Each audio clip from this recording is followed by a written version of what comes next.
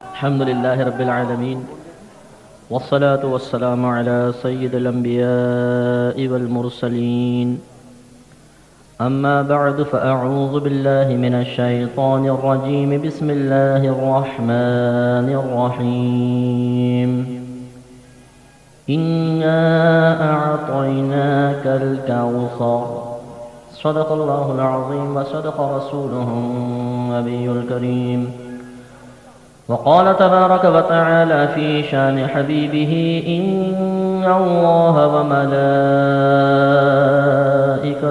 يصلون على النبي يا أيها الذين آمنوا صلوا عليه وسلموا تسليما اللهم صل على سيدنا ومولانا محمد وعلى آل سيدنا ومولانا محمد كما تحب وترضى له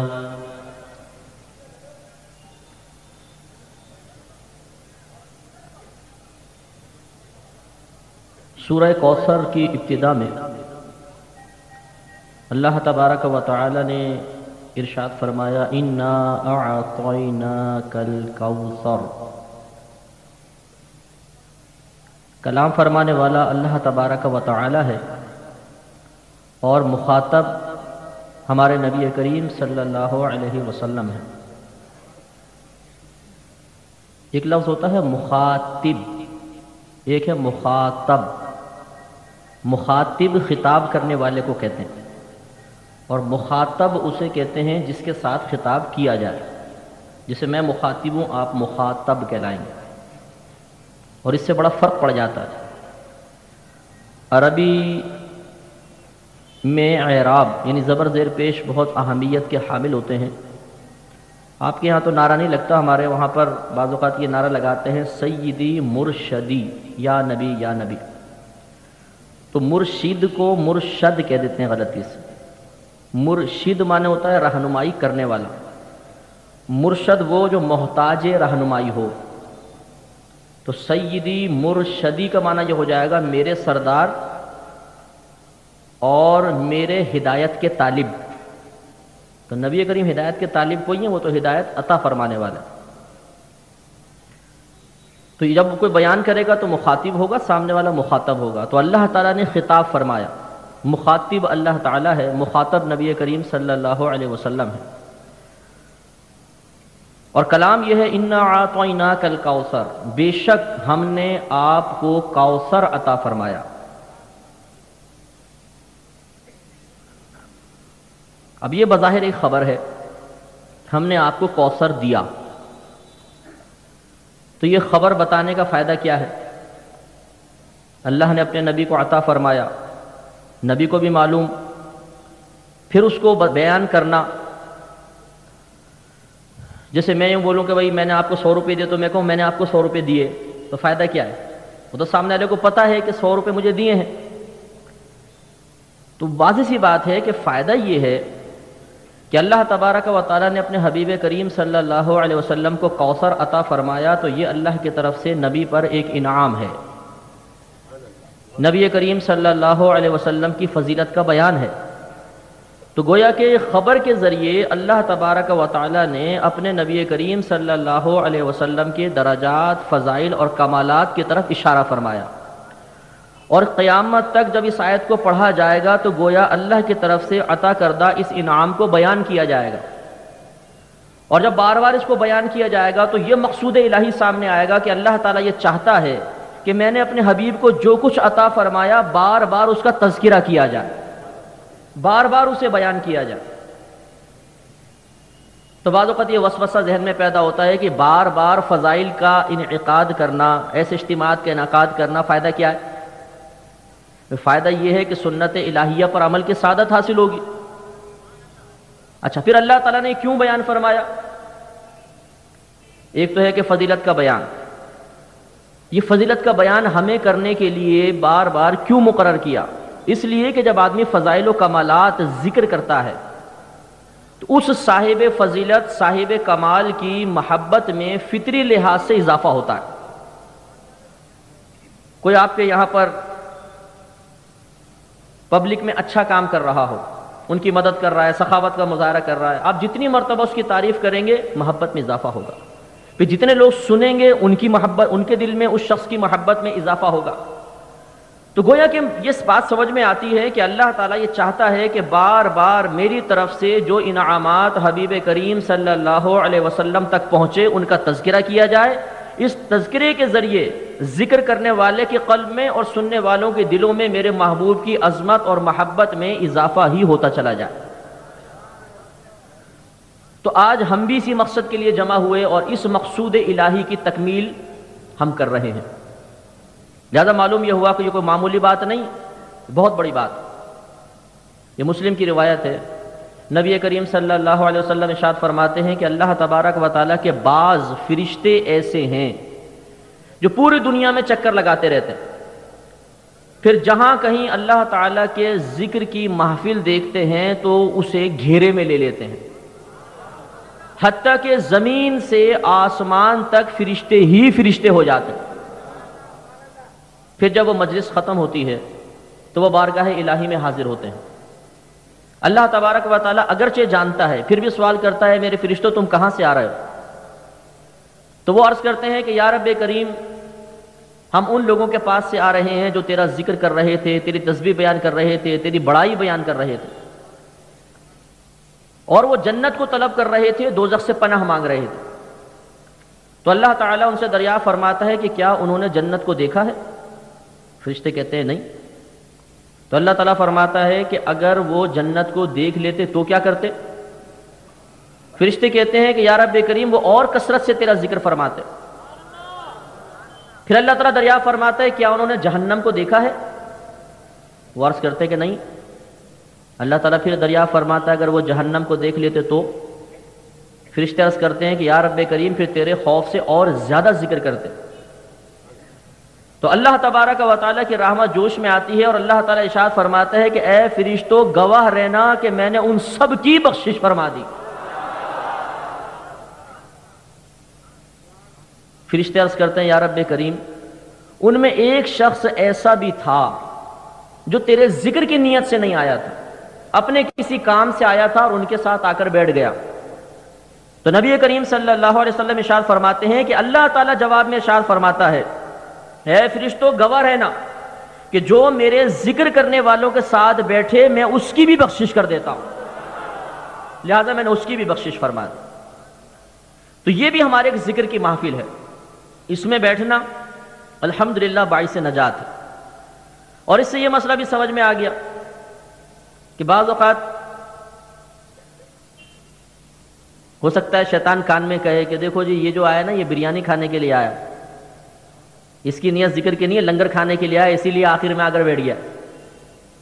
تو اس کے لیے بھی اللہ تبارک و تعالیٰ نے آج سے کم و بیش 1500 سال پہلے اپنے حبیب کریم صلی اللہ علیہ وسلم کی زبان اقدس سے بخشش کا پروانہ جاری فرما دیا۔ فرشتوں نے یہ عرض کیا، رب کریم، ایک شخص ایسا بھی تھا جو اپنے کسی کام سے آیا تھا، فرشتوں کو یہ ذکر کرنے کی ضرورت کیا تھی؟ مجمع کی بخشش ہو گئی، سب کی بخشش ہو گئی۔ یقینی سی بات ہے کہ اللہ نے فرشتوں کے قلب میں الہام فرمایا کہ سوال کرو، تاکہ قیامت تک کے لیے اس انعام اور بخشش کا تذکرہ ہو جائے اور ایسی محافل کی عظمت سب پہ منکشف ہو جائے۔ لہذا فرشتوں نے سوال کیا اور اللہ تعالیٰ نے فرمایا اگرچہ اپنے کام سے آیا تھا، لیکن جو ان ذکر کرنے والوں کے ساتھ بیٹھتا ہے وہ بھی محروم نہیں رہتا، گواہ رہنا میں نے اس کی بھی بخشش فرما دی۔ تو اگر کوئی نیت فاسد کے ساتھ آئے، وہ سوچے نہ میں نے نعت سننی ہے نہ بیان سننا، چلو بریانی تو کھانے کو ملے گی، تو کوئی بات نہیں بھائی، آپ بریانی کھاؤ۔ اس محفل میں آ کے بریانی کھانا بھی اللہ تعالیٰ کی عطا سے بخشش کا ذریعہ بن سکتا ہے۔ لیکن میری گفتگو سے آپ یہ مت سمجھیے گا کہ آخر میں بریانی تقسیم ہوگی، یہ تو میں نے ویسے ایک مثال دی ہے، یہاں غالباً لنگر کا انتظام ہے نہیں۔ تو اللہ تعالیٰ نے فرمایا اِنَّا أَعْطَيْنَاكَ الْكَوْثَرَ، اے حبیب بے شک ہم نے آپ کو کوثر عطا فرمایا۔ کوثر کی تفسیر کیا ہے؟ بہت سے بزرگان دین نے، مفسرین نے تفسیر کی ہے کہ کوثر سے مراد حوض کوثر ہے۔ اے حبیب ہم نے آپ کو حوض کوثر عطا فرمایا۔ اور محققین مفسرین کے نزدیک یہاں کوثر سے مراد خیر کثیر ہے۔ تو اب ترجمہ یہ ہوگا، اے حبیب کریم ہم نے آپ کو خیر کثیر عطا فرمائی۔ خیر کہتے ہیں بھلائی کو، کثیر کہتے ہیں بہت زیادہ کو، بہت زیادہ بھلائی عطا فرمائی۔ اور بھلائی کا کیا مفہوم ہے؟ بھلائی سے مراد ہر کمال، ہر فضیلت، ہر خوبی ہے۔ گویا کہ اللہ تعالیٰ اپنے حبیب کریم صلی اللہ علیہ وسلم سے فرما رہا ہے کہ اے حبیب کریم، بے شک ہم نے آپ کو بے شمار فضائل، کمالات اور خوبیوں سے مزین فرمایا ہے۔ چلے ہم بھی دیکھتے ہیں بھئی وہ کون سے فضائل ہیں، کون سے کمالات ہیں جن سے ہمارے نبی کریم صلی اللہ علیہ وسلم کو مزین کیا گیا۔ پہلی فضیلت، اللہ تبارک و تعالی نے سب سے پہلے اپنے نبی کریم صلی اللہ علیہ وسلم کے نور کو پیدا کیا۔ حضرت جابر رضی اللہ تعالیٰ عنہ نے سوال کیا، یا رسول اللہ صلی اللہ علیہ وسلم، اللہ تبارک و تعالیٰ نے سب سے پہلے کس کو پیدا فرمایا؟ تو نبی کریم صلی اللہ علیہ وسلم نے جواب دیا کہ اول ما خلق اللہ نوری، اللہ تعالیٰ نے سب سے پہلے میرے نور کو پیدا فرمایا۔ اب ہمارے نبی کریم صلی اللہ علیہ وسلم پیدائش کے حوالے سے سب سے اول اور بھیجے گئے سب سے آخر میں، کیونکہ جو مہمان خصوصی ہوتا ہے وہ سب سے آخر میں خطاب کرتا ہے، جو جلسے میں سب سے امپورٹنٹ مانا جاتا ہے اسے سب سے آخر میں رکھتے ہیں کہ جی یہ مین مقرر ہیں، ان کو سب سے آخر میں چانس ملے گا۔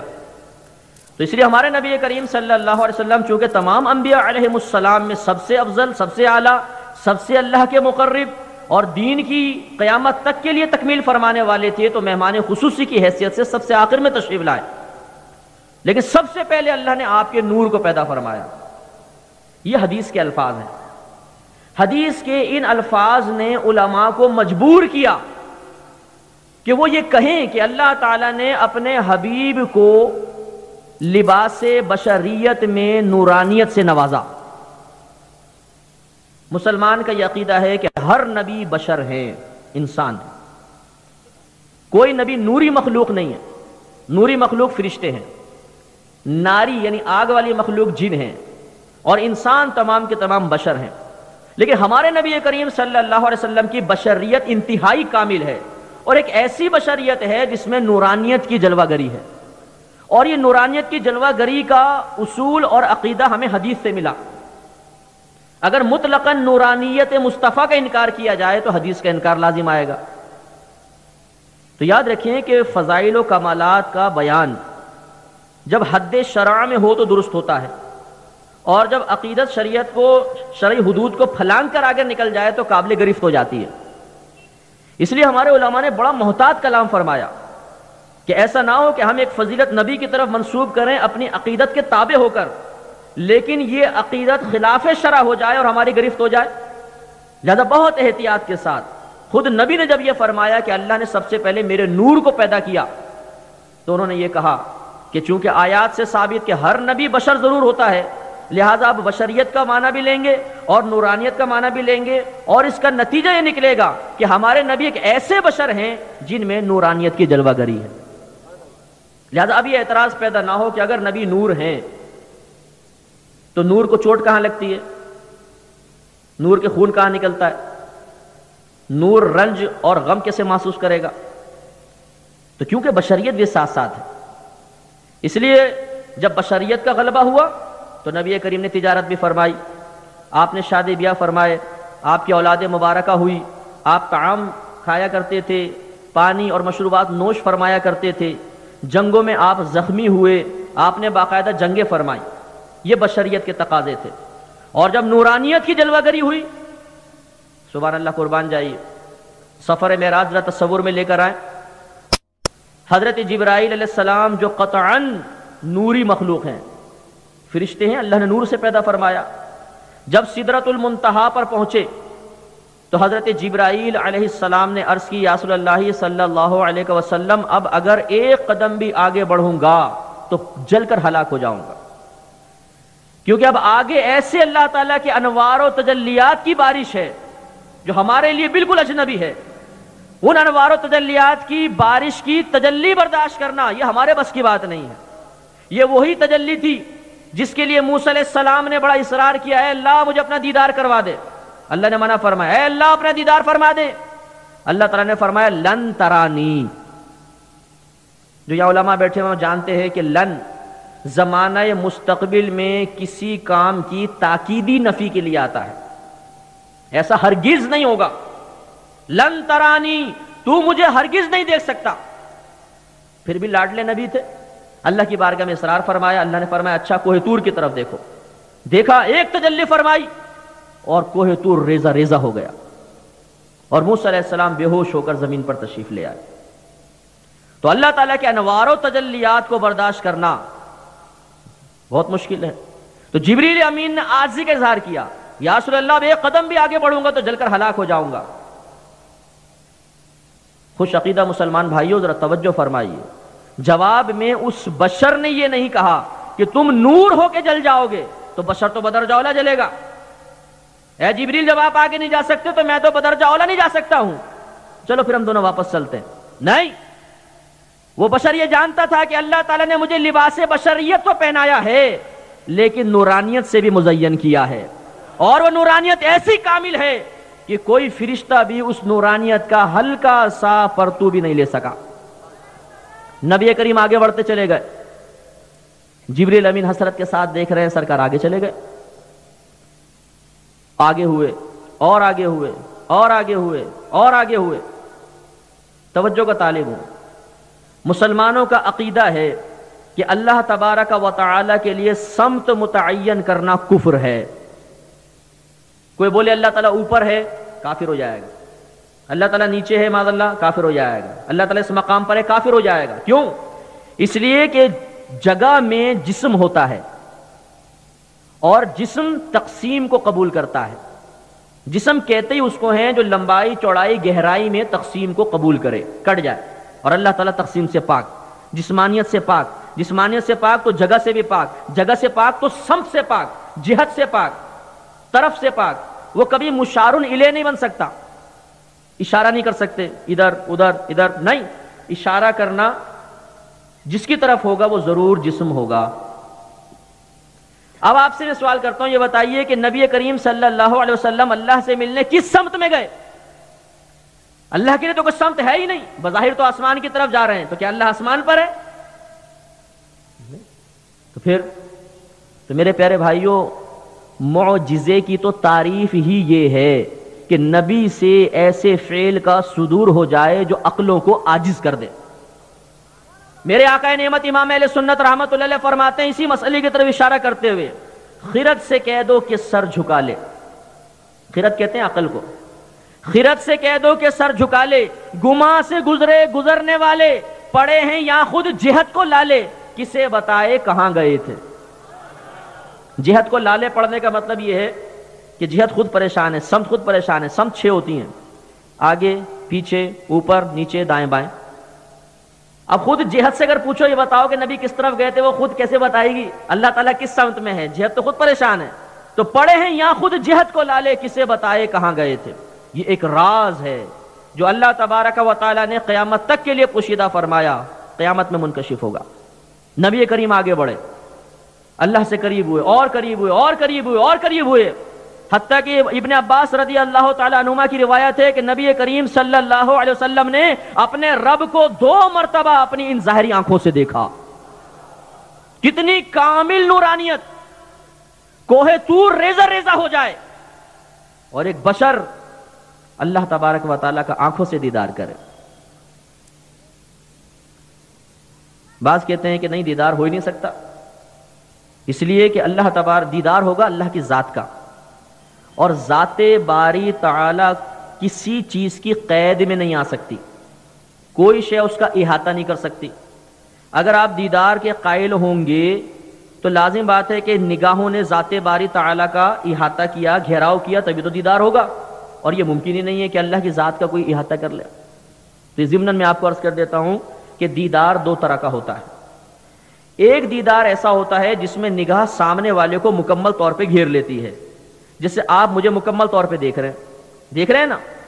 اور ایک دیدار ایسا ہوتا ہے جس میں احاطہ نہیں ہوتا، مکمل گھیراؤ نہیں ہوتا، پھر بھی زیارت ہو رہی ہوتی ہے.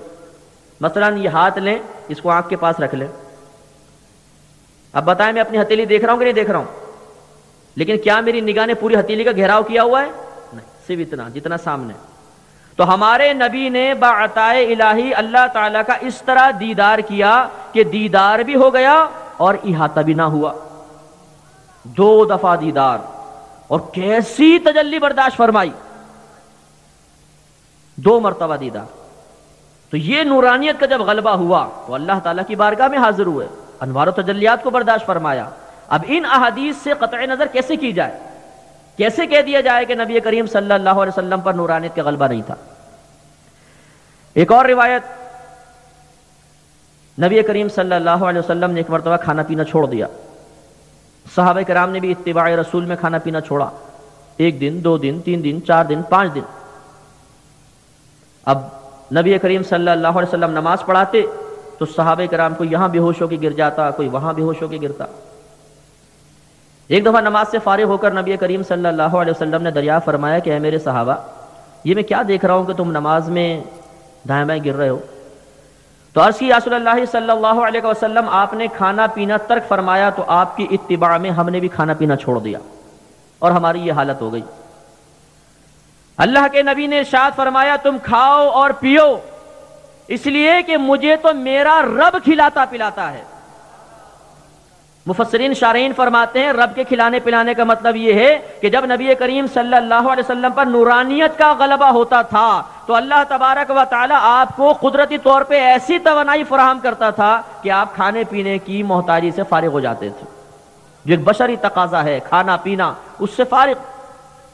تو جب نورانیت کا غلبہ ہوا تو یہ معاملات ہوئے۔ اور آخر میں ایک اس بات پر دلیل کہ نورانیت اور بشریت کا اجتماع ممکن ہے، یہ بھی وسوسہ آتا ہے کہ بشریت اور نورانیت ایک دوسرے کی ضد ہیں۔ کیوں؟ اس لیے کہ بشر کثیف ہوتا ہے، نورانیت لطیف ہوتی ہے۔ لطیف اسے کہتے ہیں کہ اس کے آر پار دیکھا جا سکے۔ جیسے روشنی آ رہی ہے نا، آپ اوپر دیکھیں گے تو روشنی کو چیرتی ہوئی آپ کی نگاہ آگے پہنچ جائے گی، تو ہم کہیں گے یہ نور ہے اور لطیف ہے۔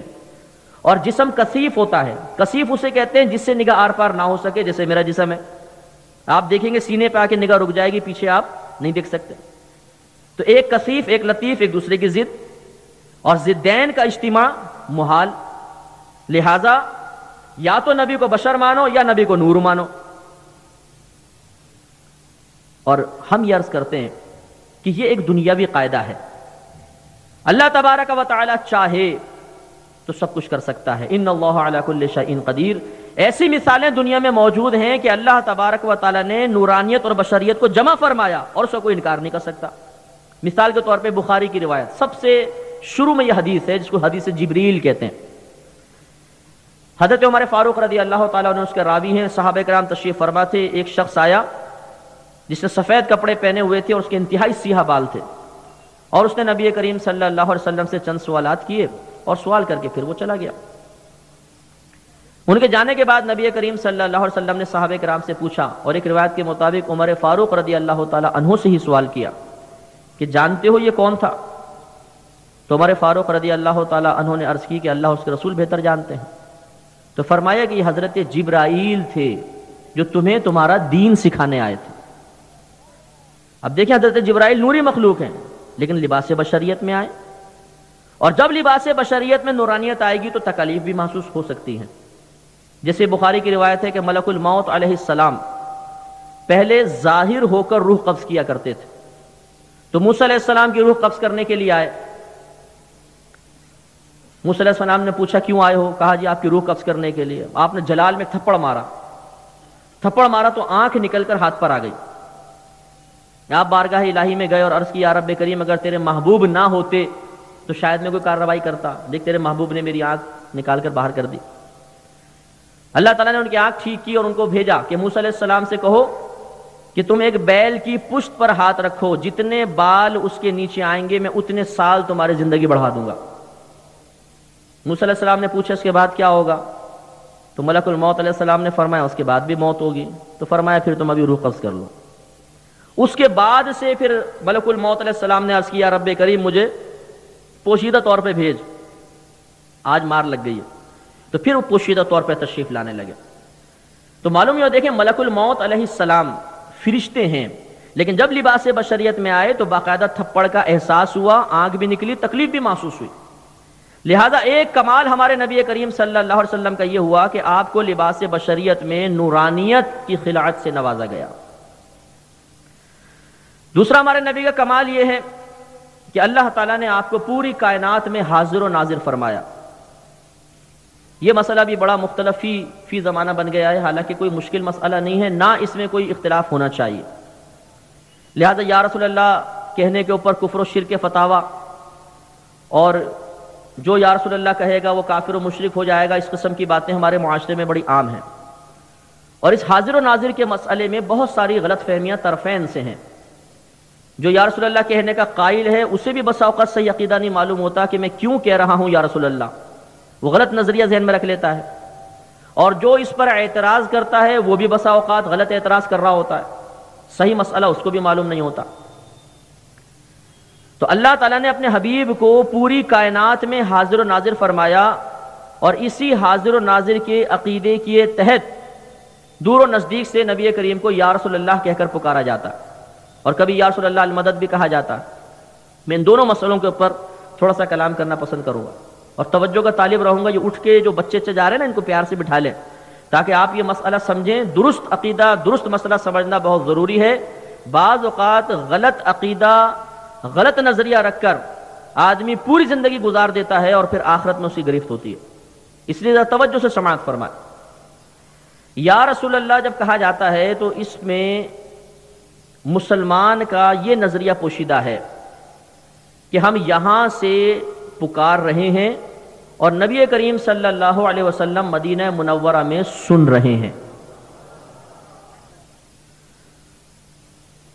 اب یہ عقیدہ یہ ہے کہ مسلمان یہ کہتے ہیں کہ نبی کریم صلی اللہ علیہ وسلم اپنی قبر انور میں اسی طرح زندہ ہیں جیسے آج سے 1500 سال پہلے اس کائنات میں جلوہ افروز تھے.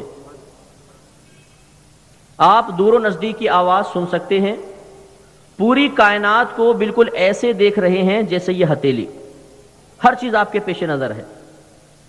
اور آپ اگر چاہیں تو پوری کائنات میں جہاں چاہیں جب چاہیں تشریف لے جا سکتے ہیں، اور اگر چاہیں تو اللہ نے یہ بھی آپ کو قدرت عطا فرمائی ہے کہ آپ کہیں خود نہ جائیں، اسی مقام سے بیٹھے بیٹھے ہاتھ بڑھا کر کسی کی مدد کر سکیں.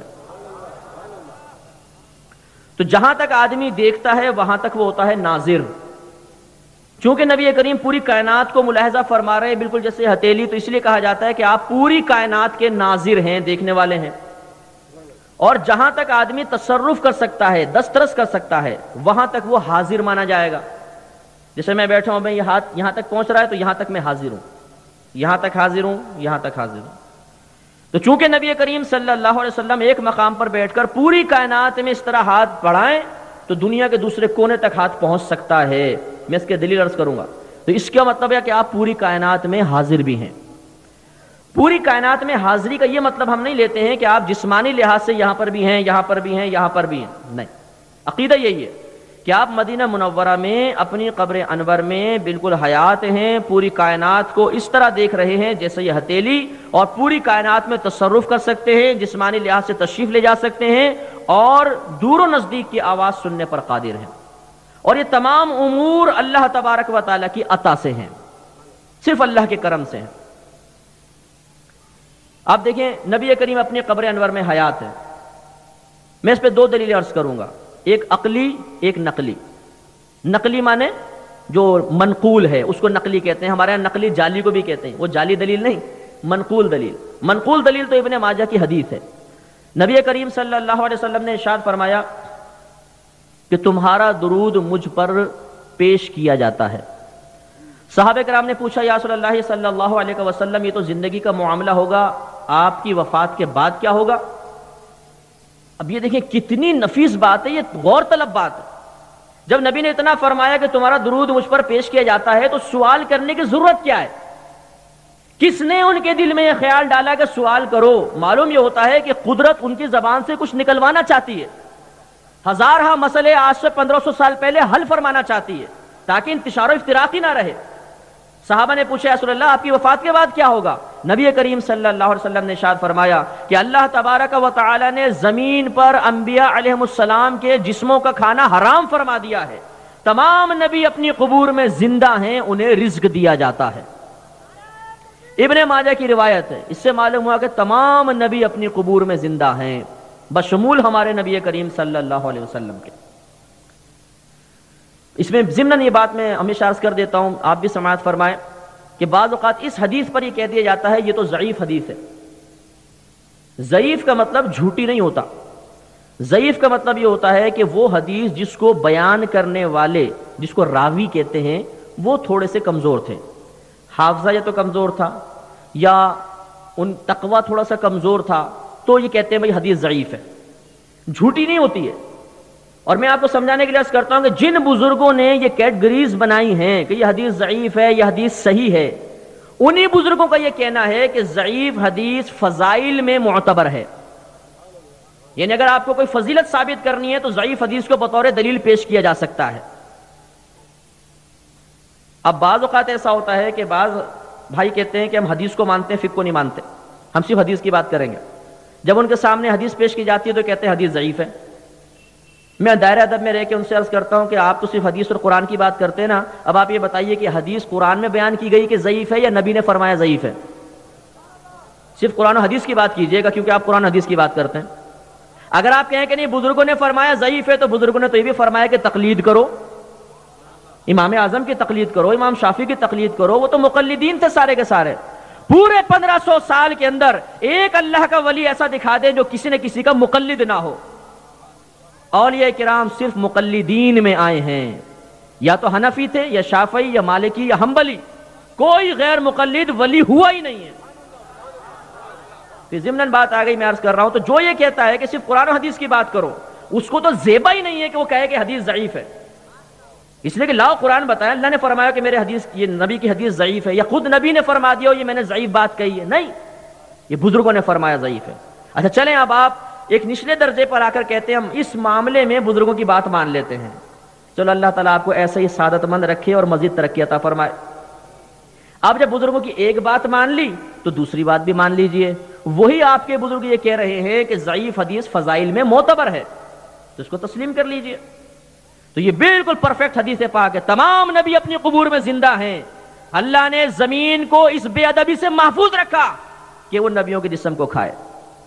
آپ کو حیرت ہوگی، ایک جھوٹی حدیث گھڑ لی گئی، نبی کریم نے فرمایا میں بھی عنقریب مر کر مٹی میں ملنے والا ہوں، یہ کوئی حدیث نہیں ہے، معاذ اللہ کوئی حدیث نہیں ہے، اور شیخ عبدالحق محدث دہلوی رحمۃ اللہ علیہ کی طرف منسوب کر دی گئی، جھوٹ، یہ حدیث ہے ہی نہیں۔ نبی تو یہ فرما رہے ہیں کہ اللہ نے زمین پر انبیاء علیہ السلام کے اجسام کا کھانا حرام فرما دیا ہے، تمام نبی اپنی قبور میں زندہ ہیں، تو یہ نقلی دلیل سے معلوم ہوا کہ زندہ ہے۔ اب عقلی دلیل، توجہ کا طالب ہوں، اللہ تبارک و تعالی نے شہداء کے بارے میں کیا فرمایا؟ وَلَا تَقُولُوا لِمَنْ يُقْتَلُ فِي سَبِيلِ اللَّهِ أَمْوَاتٌ بَلْ أَحْيَاءٌ وَلَكِنْ لَا تَشْعُرُونَ، جو اللہ تعالیٰ کی راہ میں مارے جائیں انہیں مردہ مت کہو، وہ زندہ ہیں لیکن تم اس کا شعور نہیں رکھتے۔ شہداء کی حیات کا ہر شخص قائل ہے، جو انکار کرے گا کافر ہو جائے گا، کیونکہ قرآن کی آیت کا انکار ہے۔ اب یہ اچھی طرح یاد رکھیے گا، یہ ایک اصول ہوتا ہے کہ اگر کسی نچلے درجے کی شے کے لیے ایک حکم ثابت ہو جائے تو اونچے درجے والی شے کے لیے وہ حکم بدرجہ اولا ثابت ہوگا۔ پہلے مثال، اللہ نے فرمایا وَلَا تَقُلْ لَهُمَا أُفٍّ وَلَا تَنْهَرْهُمَا، ماں باپ کو اف بھی مت کہو اور نہ انہیں ڈانٹو۔ اب ایک نوجوان کھڑا ہوا اور اس نے اپنے والد کو ایک گندی سی گالی دے دی اور امی کے ایک تھپڑ مار دیا۔ کسی نے کہا بدتمیز آدمی کیا کر رہا ہے؟ اس نے کہا کیا کر رہا ہوں؟ اللہ نے تو قرآن میں فرمایا اف مت کہو، اف کہاں بول رہا ہوں، ایک کو گالی دے رہا ہوں ایک کو تھپڑ مار رہا ہوں۔ تو آپ یہ کہیں گے نا کہ بھائی جب اف کہنا منع ہے تو تھپڑ مارنا اور گالی دینا تو بدرجہ اولا منع ہوگا، نچلے درجے کی شے منع ہے تو اوپر والی تو بدرجہ اولا منع ہوگی۔ تو یہ آپ کی عقل بھی تسلیم کرے گی اس کو، یہ اعلیٰ حضرت نے اصول لکھا ہے کہ جب نیچے درجے والی شے کے لیے حکم ثابت ہو جائے اوپر والی کے لیے بدرجہ اولا ثابت ہوتا ہے۔ اب میں آپ سے سوال کرتا ہوں، شہداء یہ نچلا درجہ ہے، اس کے اوپر ہے علماء کا درجہ، یہ اعلیٰ حضرت نے دلیل دی ہے، اس کے بعد علماء کا درجہ ہے۔ دلیل یہ ہے کہ میدان محشر میں جب اولیاء، شہداء، علماء حاضر ہوں گے، ہر ولی عالم ضرور ہوتا ہے، عالم اور شہید آئیں گے، تو نبی کریم صلی اللہ علیہ وسلم فرماتے ہیں کہ اللہ تعالیٰ شہداء سے فرمائے گا تم جنت میں جاؤ، اور علماء سے فرمائے گا کہ تم ٹھہرو اور لوگوں کی شفاعت کرو۔ اور ایک روایت میں ہے کہ علماء کے قلم کی سیاہی شہیدوں کے خون کے ساتھ تولی جائے گی، ادھر خون ادھر قلم۔ عالم کی عزت کیجئے، عالم کی تحقیر اور توہین سے بچیے گا۔ عالم اللہ کا بہت پیارا ہوتا ہے۔ اب یہ ہماری بدقسمتی ہے کہ ہم نے عالم کی کوئی عزت اور وقت اپنی نگاہوں میں باقی نہیں رہنے دی، ہم بہت بدتمیزی کے مرتکب ہو جاتے ہیں بسا اوقات۔ تو عالم اتنا قیمتی ہے کہ اس کے قلم کی سیاہی شہیدوں کے خون کے ساتھ تولی جائے گی۔ معلوم ہوا کہ عالم اس سے افضل، اور نبی یقیناً عالم سے بھی افضل۔ تو جب شہید کے لیے حیات ثابت ہے تو عالم کے لیے اور انبیاء علیہ السلام کے لیے بدرجہ اولا ثابت ہوگی۔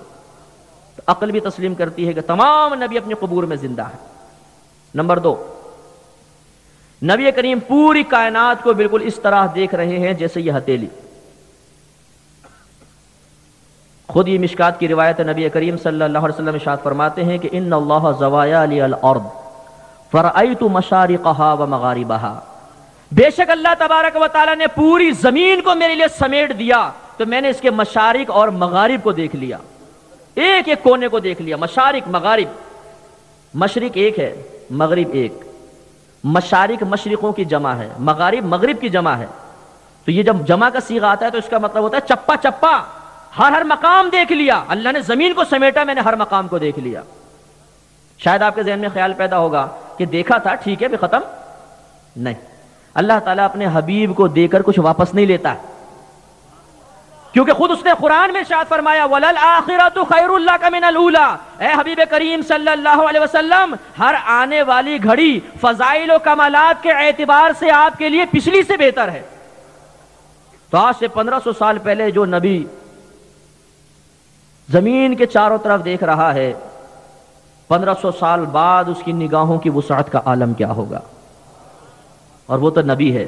قربان جائیے اپنے ہمارے نبی کے کہ ایسی ایسی باتیں بیان فرما دی کہ اگر تعصب اور بغض کی اینک کو اتار کے دیکھا جائے تو خوش عقیدگی ضرور آ کے قدم بوسی کرے گی۔ سرکار نے فرمایا جب کافر و منافق کو قبر میں رکھا جاتا ہے اور منکر نکیر آ کے سوال کرتے ہیں مر ربو کا، تیرا رب کون ہے؟ ماں دینو کا، تیرا دین کیا ہے؟ ماں کنت تقول فی حق ھذا الرجل، تو اس شخص کے بارے میں کیا کہا کرتا تھا؟ وہ کہتا ہے ہاں ہاں لا ادری، ہائے افسوس میں نہیں جانتا، میں نہیں جانتا۔ فرشتے کہتے ہیں اوپر دیکھ۔ کس سے کہتے ہیں؟ کافر سے۔ اوپر دیکھ۔ وہ اوپر دیکھتا ہے، اسے جنت نظر آتی ہے۔ جنت کتنی اوپر ہے؟ نبی کریم نے فرمایا اگر کوئی زمین سے ایک تیز رفتار گھوڑے پر بیٹھ کر اسے 500 برس تک دوڑائے تو پہلے آسمان پر پہنچے گا، پھر پہلے آسمان سے دوسرا آسمان، دوسرے سے تیسرا، تیسرے سے چوتھا، چوتھے سے پانچواں، پانچویں سے چھٹا، چھٹے سے ساتواں، ساتویں سے جنت۔ ہر ایک کے درمیان 500 برس کا فاصلہ۔ ایک کافر، ایک منافق جب اس کی روح بدن سے باہر نکلتی ہے، جسم کی قید سے آزاد ہوتی ہے تو نگاہوں کی وسعت کا عالم یہ ہو جاتا ہے کہ یوں نگاہ اٹھاتا ہے تو جنت تک پہنچ جاتی ہے۔ صحیح حدیث کہہ رہی ہے۔ تو کافر و منافق جب جسم کی قید سے آزاد ہو تو اتنی دور نگاہ پہنچ جائے، اور اللہ کا نبی، تو اللہ کے نبی کے لیے پھر اس چیز کو تسلیم کرنے میں کیا حرج ہے؟ تو پوری کائنات نبی کریم کے پیش نظر ہے، اللہ کی عطا سے، اللہ کے کرم سے۔ خود نبی نے ارشاد فرمایا، اب تو اس میں اضافہ ہوا ہے، پتہ نہیں کہاں تک نبی کریم ملاحظہ فرما سکتے ہیں۔ تو یہ مسلمان کا عقیدہ ہے، ایک مقام پہ بیٹھے ہیں پوری کائنات کو ملاحظہ فرما رہے ہیں۔ پھر پوری کائنات میں تصرف، ایک مقام پہ بیٹھ کے ہاتھ بڑھا کر تصرف فرمانا، کیا یہ ممکن ہے؟ آئیے بخاری شریف پڑھتے ہیں۔ نبی کریم صلی اللہ علیہ وسلم نے ارشاد فرمایا کہ اللہ تعالی ارشاد فرماتا ہے اگر جبریل کے واسطے سے، فرشتے کے واسطے سے اللہ کا کلام نبی تک پہنچے تو اس کو قرآن کہہ دیا جاتا ہے، اور جب فرشتے کا واسطہ نہ ہو، اللہ تعالیٰ براہ راست اپنے حبیب سے قلب میں الہام کے ذریعے کلام فرمائے تو اس کو حدیث قدسی کہا جاتا ہے۔ اور بھی اس کی تعریفیں لکھی ہیں، بہرحال یہ بھی ہے۔ تو حدیث قدسی ہے، اللہ تعالیٰ ارشاد فرماتا ہے کہ میرا کوئی بھی بندہ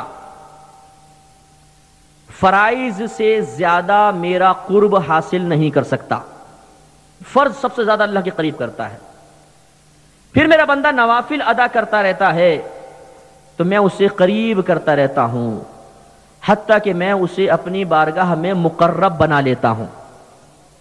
جب وہ میرا مقرب بن جاتا ہے تو میں اس کے ہاتھ بن جاتا ہوں جس سے وہ پکڑتا ہے، میں اس کی آنکھ بن جاتا ہوں جس سے وہ دیکھتا ہے، میں اس کے کان بن جاتا ہوں جس سے وہ سنتا ہے، میں اس کے پیر بن جاتا ہوں جس سے وہ چلتا ہے۔ یہاں تھوڑی سی وضاحت، امام فخر الدین رازی رحمۃ اللہ علیہ اس کی وضاحت کرتے ہوئے ارشاد فرماتے ہیں کہ معاذ اللہ ایسا نہیں ہے کہ اللہ تعالیٰ آنکھ یا کان یا زبان یا پیر کی شکل میں متشکل ہوتا ہے، نہیں، معاذ اللہ۔ مطلب کہنے کا یہ ہے کہ جب اللہ تعالیٰ کسی کو اپنا محبوب اور مقرب بنا لیتا ہے تو اسے دیکھنے کی، اسے سننے کی، اسے پکڑنے کی اور اسے چلنے کی عظیم قوتوں سے نواز دیتا ہے۔ پھر وہ لاکھوں میل دور تک دیکھتا ہے، دور دور کی آوازیں سنتا ہے، ہزاروں میل دور کی چیزیں پکڑ لیتا ہے اور ایک لمحے میں زمین کے فاصلہ طے کر لیتا ہے۔ اور آخری جملہ سماعت فرمایا، اللہ تعالیٰ نے ارشاد فرمایا، پھر وہ جو کچھ مجھ سے مانگتا ہے میں اسے عطا کر دیتا ہوں، اور جس چیز سے پناہ طلب کرتا ہے میں اسے پناہ دے دیتا ہوں۔ یا سوال ہوتا ہے کہ تم اولیاء کرام کے مزارات پہ کیا لینے جاتے ہو؟ اولیاء کرام کے مزارات پر اللہ تعالیٰ کے وعدے کی تکمیل دیکھنے کے لیے جاتے ہیں، اس لیے کہ اللہ نے اپنے ولی سے وعدہ کیا۔ یہ ولی کی صفت ہے، نبی تو بہت نور علی نور ہے، یہ ولی کے بارے میں ہے کہ پھر وہ جو مجھ سے مانگتا ہے میں اس کو عطا کر دیتا ہوں۔ اس کا تو کوئی بھی انکار نہیں کر سکتا کہ اگر جسم فنا ہو بھی جائے تو روح زندہ رہتی ہے، اور روح کا تعلق قبر سے ضرور ہوتا ہے۔ چلیں اور کچھ بھی نہ مانیں، اتنا تو ماننا پڑے گا کہ مزار میں صاحب قبر کی روح کا تعلق قبر سے ہے، اور روح آواز کو سنے گی، روح دعا کرنے پر بھی قادر ہے، بارگاہ الہی میں التجا کرنے پر بھی قادر ہے۔ تو اس حدیث نے مسلمانوں کو مزارات کا راستہ دکھایا کہ یہ اللہ کا ولی ہے، اس کے پاس جا کر اگر ہم ان سے ریکویسٹ کریں کہ آپ اللہ کی بارگاہ میں ہمارے لیے دعا کیجئے، تو ان سے اللہ کا وعدہ ہے کہ یہ جو مجھ سے مانگے گا میں اس کو عطا کر دوں گا، تو یہ اللہ تعالیٰ کا وعدہ ضرور پورا ہوگا۔ اللہ اپنے وعدے کے خلاف نہیں کرتا، ہو سکتا ہے میری دعا رد ہو جائے اس لیے کہ مجھ سے وعدہ نہیں، ان سے تو وعدہ ہے، تو چلو ان کی بارگاہ میں عرض کر دیں۔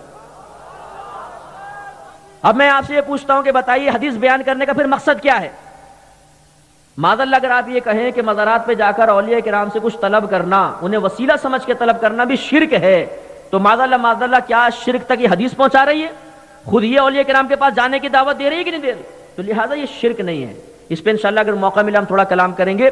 تو ہمارے نبی کریم صلی اللہ علیہ وسلم نبی ہیں، جب ایک ولی کی یہ شان ہے کہ وہ اللہ کا مقرب بن جائے تو دور و نزدیک تک ہاتھ بڑھا سکتا ہے، تو اللہ کے نبی کا عالم کیا ہوگا؟ مشکات شریف دیکھیے، نبی کریم صلی اللہ علیہ وسلم ایک مرتبہ سورج گرہن کی نماز پڑھا رہے ہیں، پڑھاتے پڑھاتے اوپر دیکھا، ہاتھ اٹھایا، نیچے کر لیا، نماز ختم ہوئی۔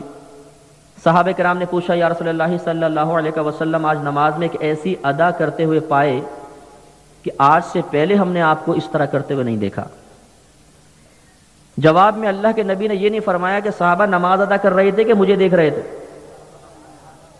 تمہاری توجہ اللہ کی طرف ہونی چاہیے کہ تم میری طرف متوجہ تھے، تمہاری نماز ناقص ہو گئی، جاؤ۔ نہیں، یاد رکھیے کہ اگر نبی کوئی برائی دیکھے گا اس پہ فرض ہے کہ اس برائی کو مٹائے، اس برائی کے بارے میں کلام کرے، اس پہ فرض ہوتا ہے۔ اگر نماز میں نبی کا خیال لانا منع ہوتا، حرام ہوتا، تعظیم الہی کے خلاف ہوتا، تو اللہ کے نبی فرماتے نماز میں صرف اللہ کا خیال آنا چاہیے، اور تم اپنے نبی کو دیکھ رہے تھے، خلاف تعظیم کام ہو گیا، اللہ کی بارگاہ میں توبہ کرو۔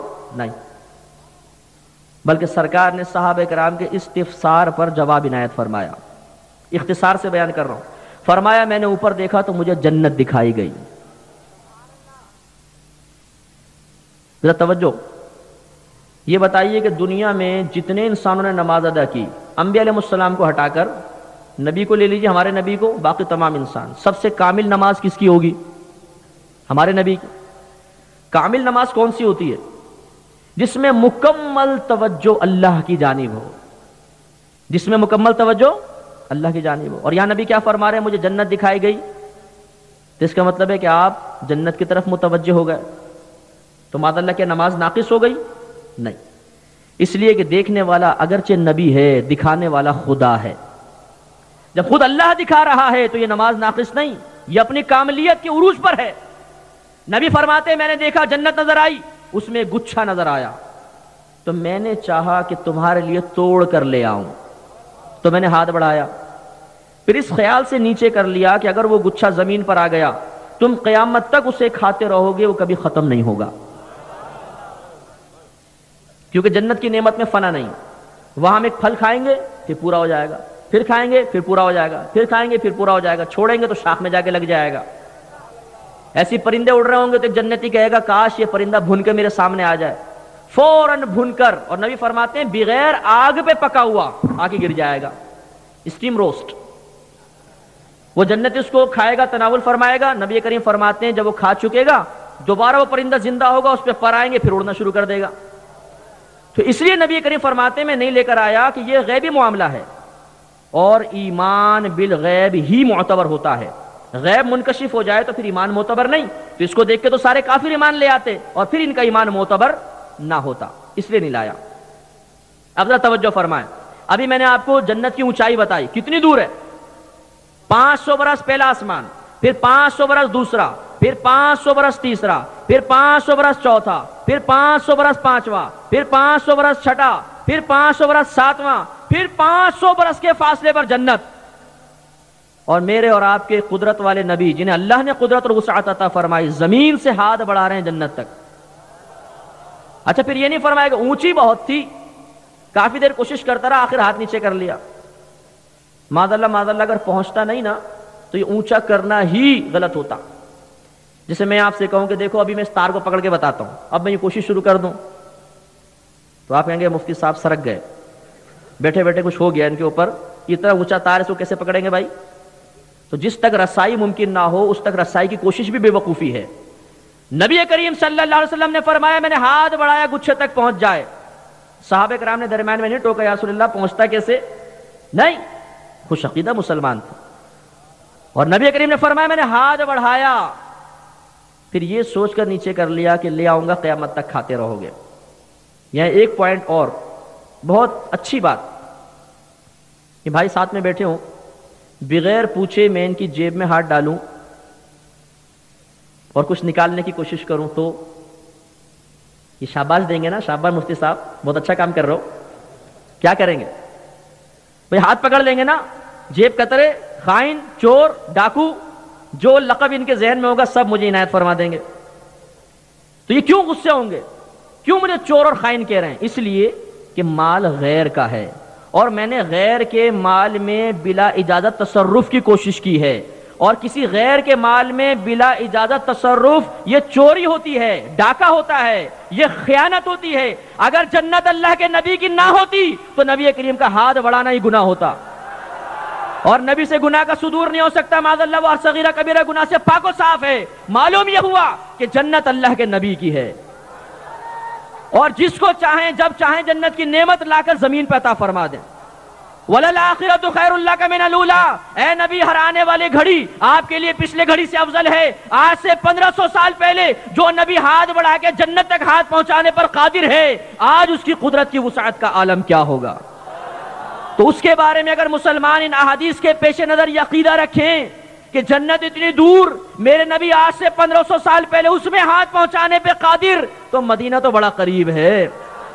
اگر یہاں سے ہاتھ بڑھا کر عنایت فرما دے تو کون سے تعجب کی بات ہے؟ اور تاریخ کا مطالعہ کریں، خدا کی قسم سینکڑوں واقعات نبی کریم نے عطا فرمایا۔ ملا جامی رحمت اللہ علیہ کا واقعہ آپ نے سنا ہوگا، انتہائی عاشق رسول، نبی کریم صلی اللہ علیہ وسلم سے ملنے کے لیے مدینہ منورہ کی طرف چلے۔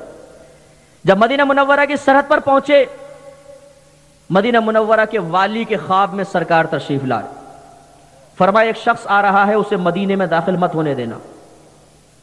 اس والی نے فوراً سپاہیوں کو تیار کیا، جلدی جاؤ، اس حلیہ کا ایک آدمی آ رہا ہے، اس کو اندر نہیں آنے دینا۔ سپاہی گئے، سرحد پہ روک دیا، حضور آپ کا آنا منع ہے۔ تھوڑا آگے چلے گئے، سپاہی واپس گئے، ایک دو دن بعد پھر ملا جامی رحمت اللہ علیہ تشریف لائے، پھر سرکار والی کے خواب میں آئے، وہ دوبارہ آ رہا ہے، اس کو روکو۔ انہوں نے سپاہیوں کو کہا ذرا سختی کرو، یہ دوبارہ کیوں آ رہا ہے؟ گئے اور ذرا سختی سے ان کو منع کیا۔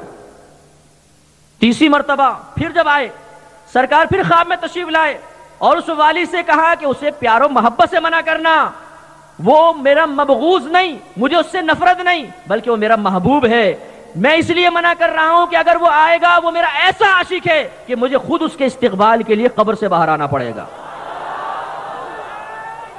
تو نبی کریم صلی اللہ علیہ وسلم ان چیزوں پہ قادر ہیں۔ آپ نے یہ محدثین تذکرۃ المحدثین اٹھا کے پڑھیے کس طریقے سے محدثین کی مدد فرمائی. کبھی تو کسی کے خواب میں آگے فرمایا ان کو روٹی پہنچاؤ، ان کو کھانا پہنچاؤ، اور کبھی خود انہوں نے دیکھا کہ نبی کریم اس طرح ہاتھ سے کچھ دے رہے ہیں، آنکھ کھلی تو ہاتھ میں سب کچھ ہے. تو یہ ہزارہا اس طرح کے واقعات موجود ہیں. ان سے یہ الحمدللہ نتیجہ مسلمانوں نے نکالا کہ اللہ کے نبی چاہیں تو پوری کائنات میں تصرف فرما سکتے ہیں.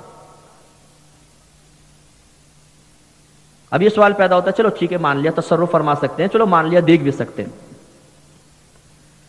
تو کیا ان کے پاس کچھ ہے دینے کے لیے؟ کیونکہ بعضوں نے اپنی کتاب میں لکھ دیا کہ جو محمد جس کا نام محمد ہوگا وہ کسی چیز کا مالک نہیں. یہ بدتمیزی کا جملہ ایک عام مسلمان بھی سنے جس کو بالکل علم دین حاصل نہ ہو تو برا محسوس ہوگا. اللہ کے نبی کے لیے معاذ اللہ یہ لکھنا کہ جو جس کا نام محمد ہے اسے کسی چیز کا اختیار نہیں، وہ کسی چیز کا مالک نہیں. ابھی آپ نے دیکھا ہمارے نبی جنت کا گچھا لے کر آ رہے ہیں. ان احادیث پہ غور کرتے تو کبھی اس طرح قلم لغزش نہ کھاتا. اور آئیے ابو داؤد کی روایت، حضرت ربیعہ رضی اللہ تعالی عنہ ایک صحابی رسول ہیں اور انتہائی خوش قسمت صحابی. ان کی ڈیوٹی یہ تھی کہ جب نبی کریم صلی اللہ علیہ وسلم تہجد میں کاشانہ اقدس سے باہر تشریف لاتے تو یہ لوٹا اور مسواک پیش کر دیتے تھے. اب نبی کریم صلی اللہ علیہ وسلم کے رات میں عبادت اختیار کرنے کا کوئی ایک طریقہ نہیں تھا، کبھی ابتدائی حصے میں، کبھی درمیانے حصے میں، کبھی آخری حصے میں. تو کتنی سخت ڈیوٹی ہوگی کہ یہ غلام لوٹا اور مسواک لے کے بیٹھا ہوا ہے کہ پتہ نہیں کب دروازہ کھلے اور باہر آئے اور میں پیش کر دوں. تو پوری رات اسی انتظار میں گزر جاتی تھی. اور خدا کی قسم اس انتظار مصطفیٰ پر ہماری پوری زندگی کی نمازیں عبادتیں قربان. انتظار کس کا ہے؟ اللہ کے نبی کا. اور جب سرکار باہر آتے ہوں گے اور سرکار کے چہرے انور پہ نگاہ پڑتی ہوگی تو ساری تھکن دور ہو جاتی ہوگی. کاش وہ منظر ہمیں بھی کبھی نظر آ جائے، خواب میں ہی نظر آ جائے. ایک سخت سردیوں کی رات نبی کریم صلی اللہ علیہ وسلم کاشان اقدس سے باہر نکلے. حضرت ربیعہ رضی اللہ تعالیٰ عنہ نے لوٹا اور مسواک پیش کیا. اتنی سخت رات، سردی شدید، اور غلام خدمت میں حاضر. نبی کریم صلی اللہ علیہ وسلم کا دریا رحمت جوش میں آیا. آپ نے ارشاد فرمایا سل ربیعہ، مانگ کیا مانگتا ہے. حضرت ربیعہ رضی اللہ تعالیٰ عنہ نے یہ نہیں کہا یا رسول اللہ آپ تو ہمیں تعلیم دیتے رہے کہ جوتی کا تسمہ بھی گم جائے تو اللہ سے مانگو، چھڑی بھی گر جائے تو اللہ سے مانگو، میں تو اللہ سے ڈائریکٹ مانگوں گا. بالکل ڈائریکٹ، انڈائریکٹ کا تو ہم قائل ہی نہیں ہے بابا. تو ہم یا رسول اللہ میں تو آپ سے کیوں مانگوں؟ آپ نے ہمیں شرک سے روکا اور معاذ اللہ شرک کی تعلیم دے رہے. سل ربیعہ، مانگ کیا مانگتا ہے. شیخ عبدالحق محدث دہلوی رحمۃ اللہ علیہ فرماتے ہیں نبی کریم کا مطلقاً فرمانا مانگ کیا مانگتا ہے. مطلقاً کا مطلب قید کے بغیر، کوئی دنیا کا قید مقید تو نہیں کہنا دنیا کا مانگ کیا مانگتا ہے تو ایک کنڈیشن لگ گئی. آخرت کا مانگ کیا مانگتا ہے، آخرت کی کنڈیشن لگ گئی. نہیں، مانگ کیا مانگتا ہے. ملا علی قاری نے بھی یہ بات لکھی، فرماتے ہیں کہ نبی کریم کا مطلقاً فرمانا مانگ کیا مانگتا ہے یہ ثابت کرتا ہے کہ اللہ تعالیٰ نے دنیا اور آخرت کے سارے خزانے اپنے حبیب کے ہاتھ میں رکھ دیے ہیں. اب دیکھیے آپ سے کوئی کہے یار چلو مانگو مجھ سے، کیا مانگتے ہو، کیا ہوگا؟ آپ پہلے اس کی مالی حیثیت کا اندازہ کریں گے. کتنے پانی میں بابا، کتنا دے سکتا ہے؟ 40 50 لاکھ 2 لاکھ اتنے ہی مانگیں گے نا. اگر ایک فقیر فٹ پاتھ پہ بیٹھا ہوا مجھ سے کہے مفتی صاحب مانگو کیا مانگتے ہو، اور میں بولوں 1 کروڑ روپے دے دے، تو آپ صاحب کہیں گے کہ مفتی صاحب بیچارے کا دریا سخاوت جوش میں آیا اور آپ نے مٹکے سے اس کو بہا دیا، یہ کروڑ روپے کہاں سے دے گا؟ معلوم یہ ہوا جو چیز دے نہ سکتا ہو اس سے وہ شے مانگنا بے وقوفی ہے. اور جب آدمی مانگتا ہے تو اسے یعنی سامنے والے سے کوئی شے مانگتا ہے تو پہلے یہ اندازہ کر کے مانگتا ہے کہ یہ وہ چیز دے بھی سکتا ہے کہ نہیں. یہ آپ کا میرا اندازہ ہے، اور صحابہ کا اندازہ تو انتہائی پرفیکٹ، صحبت نبی میں رہنے والے تھے. اب دیکھیے حضرت ربیعہ رضی اللہ تعالیٰ عنہ سے کہا گیا سل ربیعہ، مانگ کیا مانگتا ہے. حضرت ربیعہ رضی اللہ تعالیٰ عنہ بڑے ذہین تھے، انہیں معلوم تھا کہ دنیاوی مال و متاع اگر لے بھی لیا تو عارضی فائدہ کیا ہے. سامنے والا پوری کائنات کا مالک اللہ تعالیٰ کے خزانے اس کے دستے قدرت میں ہیں، جسے چاہیں جب چاہیں جو چاہیں عطا فرمائیں. دریا سخاوت جوش میں ہو، دینے والا قادر بھی ہو، تو کم کیوں مانگا جائے. عرض کیا رسول اللہ ربیہ آپ سے جنت میں آپ کا پڑوس مانگتا ہے۔ کتنا عظیم سوال، ہمیشہ کی دولت مانگ لی۔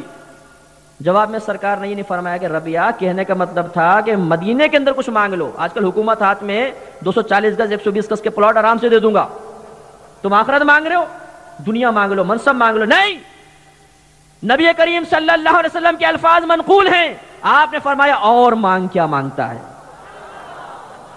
اس پر ملا علی قاری لکھتے ہیں گویا کہ نبی کریم نے فرمایا کہ تو نے جو کچھ مانگا وہ تو تجھے مل گیا، اور مانگ، کیا مانگتا ہے؟ میں جا کر بیٹھوں کسی کے یہاں مہمان بن کے، کھانا رکھا جائے تو کیا میزبان یہ کہے گا مصطفیٰ اور کچھ چاہیے؟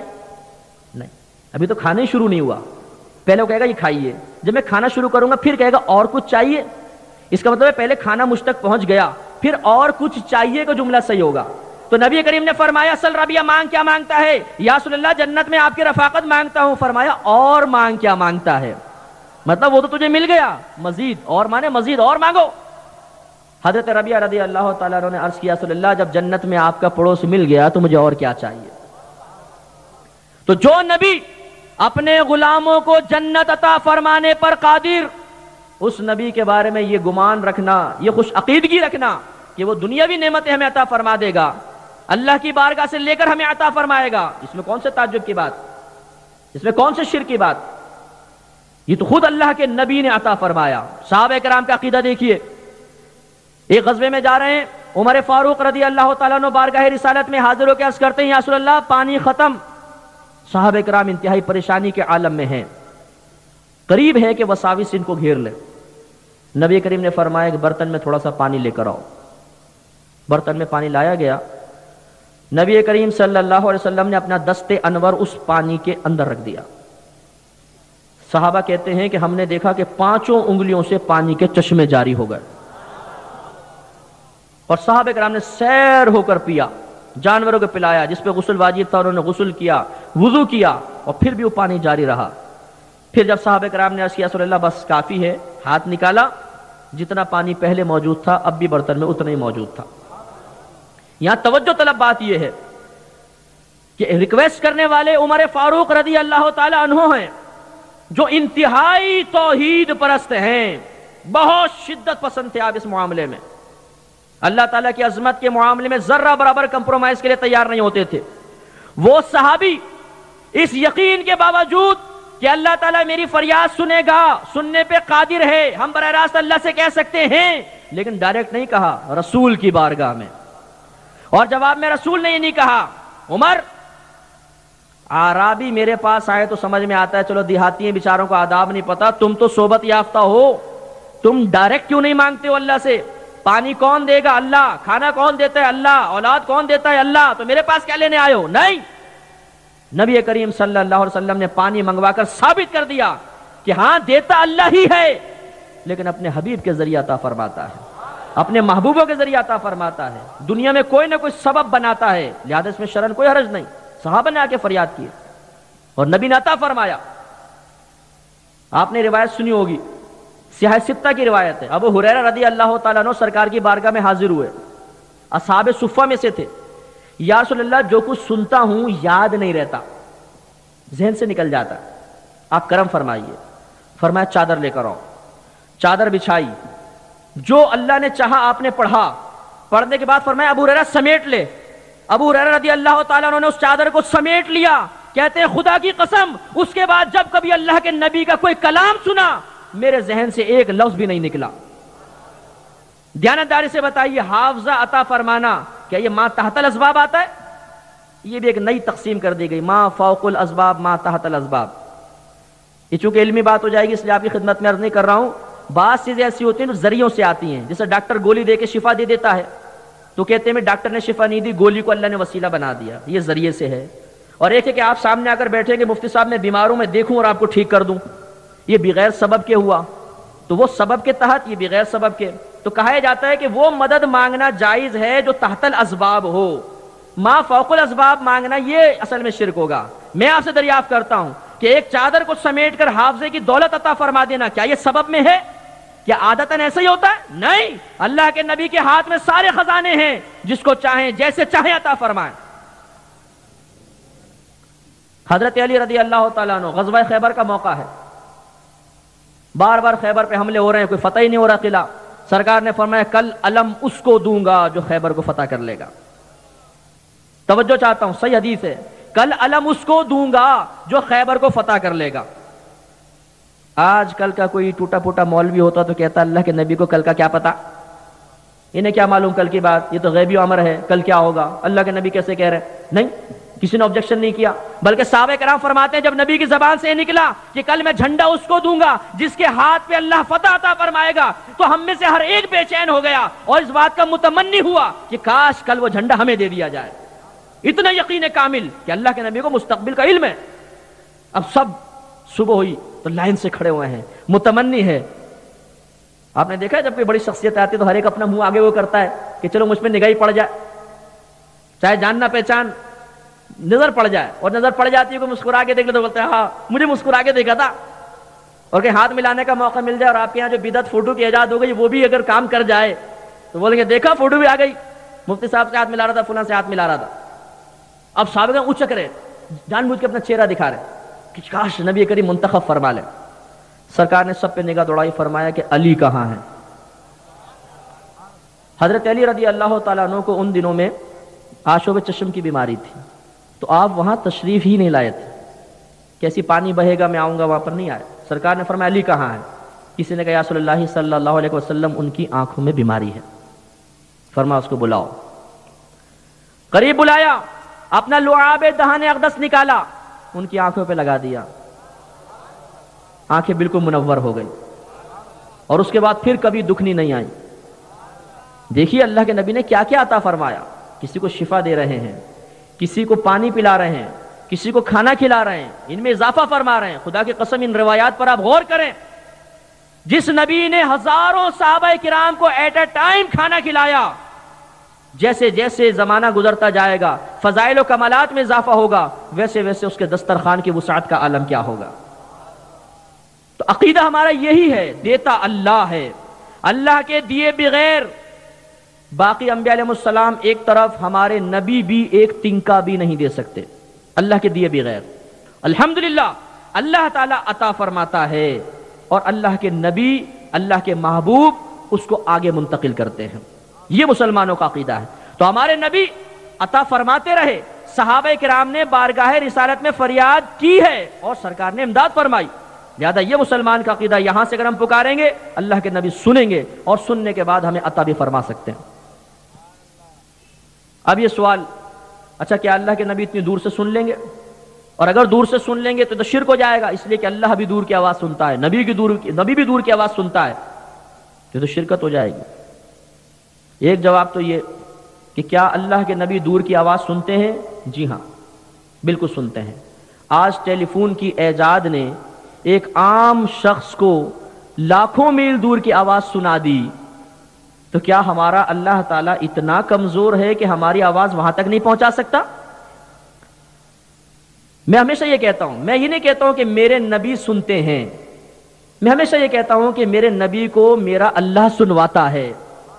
اس پہ اعتراض کر کے بتاؤ، اللہ کے نبی خود نہیں سنتے، اللہ تعالیٰ انہیں سنواتا ہے۔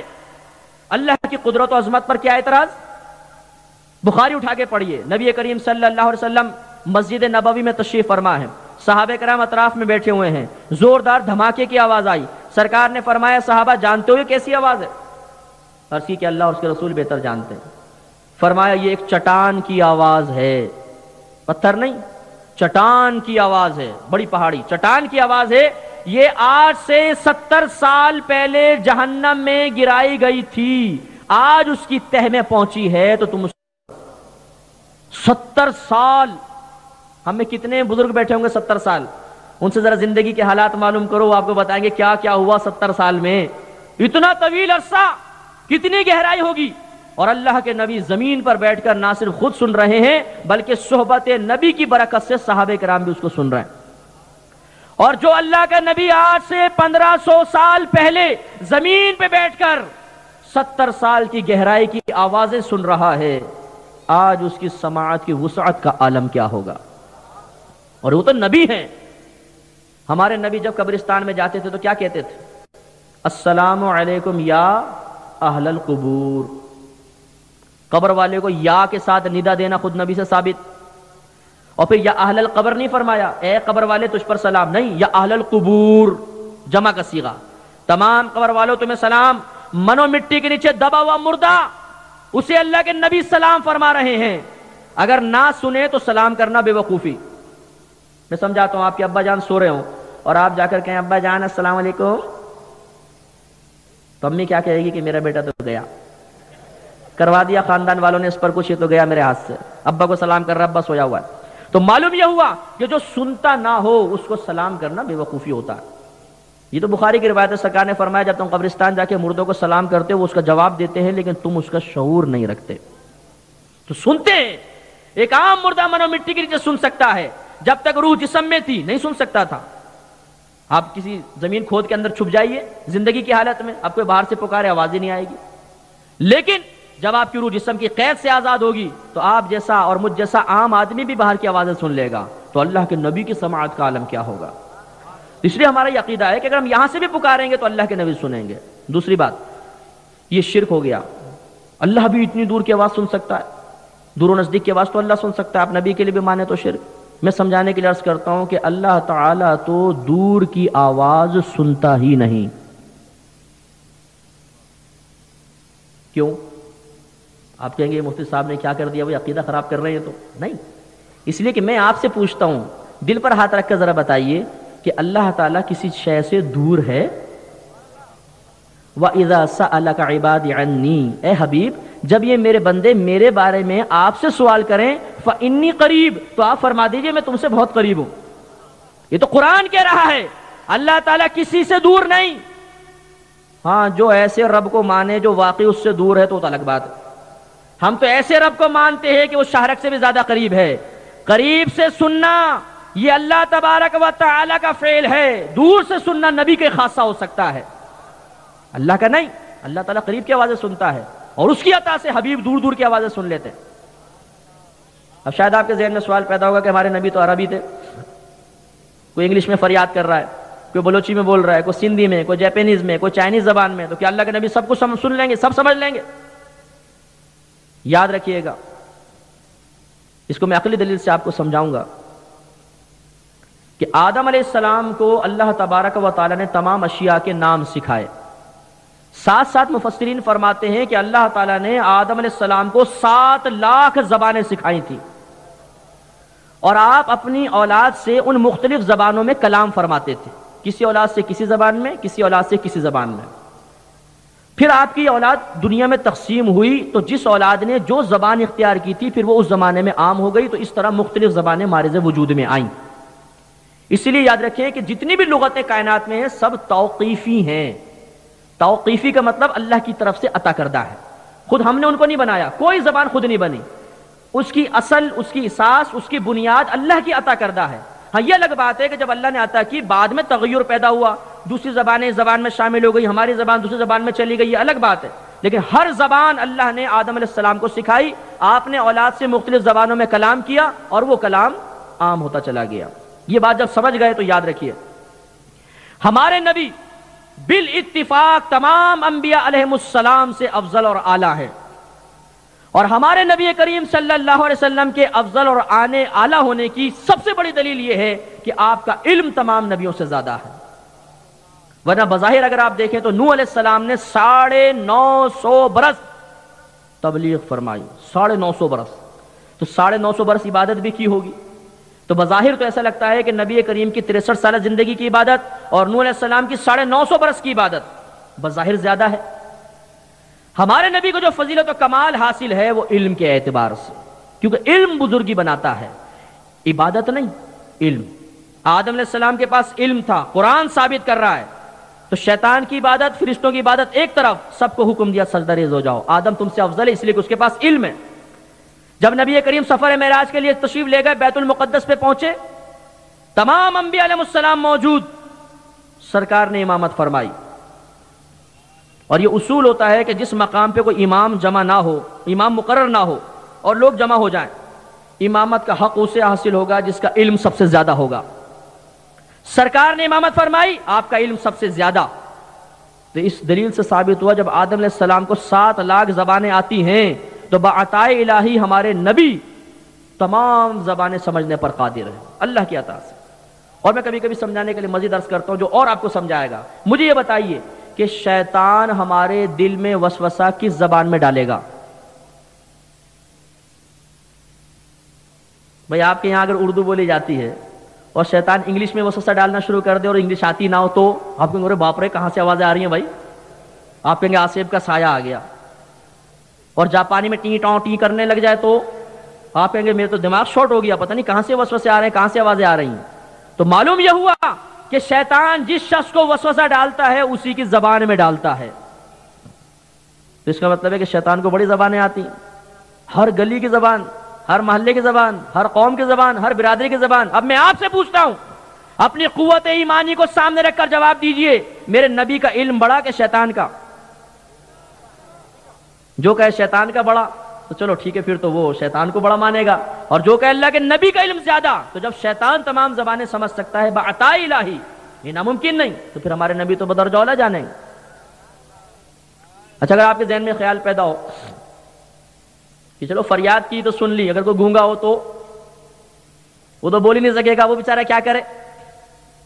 تو یاد رکھیے کہ اللہ کے نبی زبان کے الفاظ کو بعد میں دیکھتے ہیں، قلب کے خطرات پر پہلے مطلع ہو جاتے ہیں۔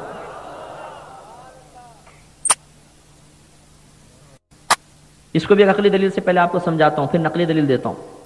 یہ بتائیے کہ آپ کے دل میں جو خیال پیدا ہوتا ہے شیطان اس پر مطلع ہوتا ہے کہ نہیں؟ آپ بستر پر لیٹے ہیں، فجر کی اذان ہوئی، حی علی الصلاۃ، آؤ نماز کی طرف، حی علی الفلاح، آؤ بھلائی کی طرف، آپ نے دل میں ارادہ کیا میں اٹھتا ہوں، شیطان کو پتہ چل جاتا ہے کہ نہیں؟ فوراً کہتا ابھی تو اذان ہوئی ہے، تھوڑی دیر لیٹ جائے، اتنی جلدی کیا ہے، 15-20 منٹ آدھے گھنٹے بعد جماعت ہوگی۔ آنکھ لگ گئی، پھر آنکھ کھلی، دل میں ارادہ پیدا ہوا، فوراً پھر ٹپک پڑتا ہے، ارے ابھی تو پورے 10 منٹ باقی ہیں، کھڑی بھی ہو گئی تو جلدی سے جا کے پڑھ لیں گے۔ اور پھر جو آنکھ کھلتی ہے تو سورج سر پہ آ چکا ہوتا ہے، اور پھر جو آنکھ کھلتی ہے تو سورج سر پہ آ چکا ہوتا ہے، گئی۔ آپ نیکی کا ارادہ کریں، فوراً شیطان کو پتہ چلے گا، مداخلت بیجا کا مرتکب ہو جائے گا۔ تو شیطان تو قلبی خطرات پر آگے ہو جائے، اور اللہ کے نبی، شیطان کی قدرت و وسعت ہمارے نبی سے زیادہ ہے۔ بخاری کی روایت اٹھائیے، نبی کریم صلی اللہ علیہ وسلم ایک مرتبہ نماز ادا فرما رہے، پیچھے صحابہ کرام ہیں، چند صحابہ کرام نے آ کے تیزی سے نماز کو ادا کیا، رکوع صحیح طریقے سے نہیں کیا۔ فارغ ہوئے، نبی کریم صلی اللہ علیہ وسلم، دو روایتیں، پہلی ایک روایت میں فرمایا تم اپنے رکوع سجود کو درست کرو، خدا کی قسم میں اپنے پیچھے سے بھی بالکل اسی طرح دیکھتا ہوں جیسے اپنے سامنے سے دیکھتا ہوں۔ اور ایک روایت میں ارشاد فرمایا کہ واللہ، خدا کی قسم، لا یخفى علی رکوعکم ولا خشوعکم، مجھ پر نہ تو تمہارے رکوع پوشیدہ ہیں نہ تمہارا خشوع و خضوع پوشیدہ ہے۔ خشوع و خضوع کیا ہے؟ ایک قلبی کیفیت کا نام ہے، دل کی حاضری کے ساتھ نماز کو ادا کرنا خشوع و خضوع ہے۔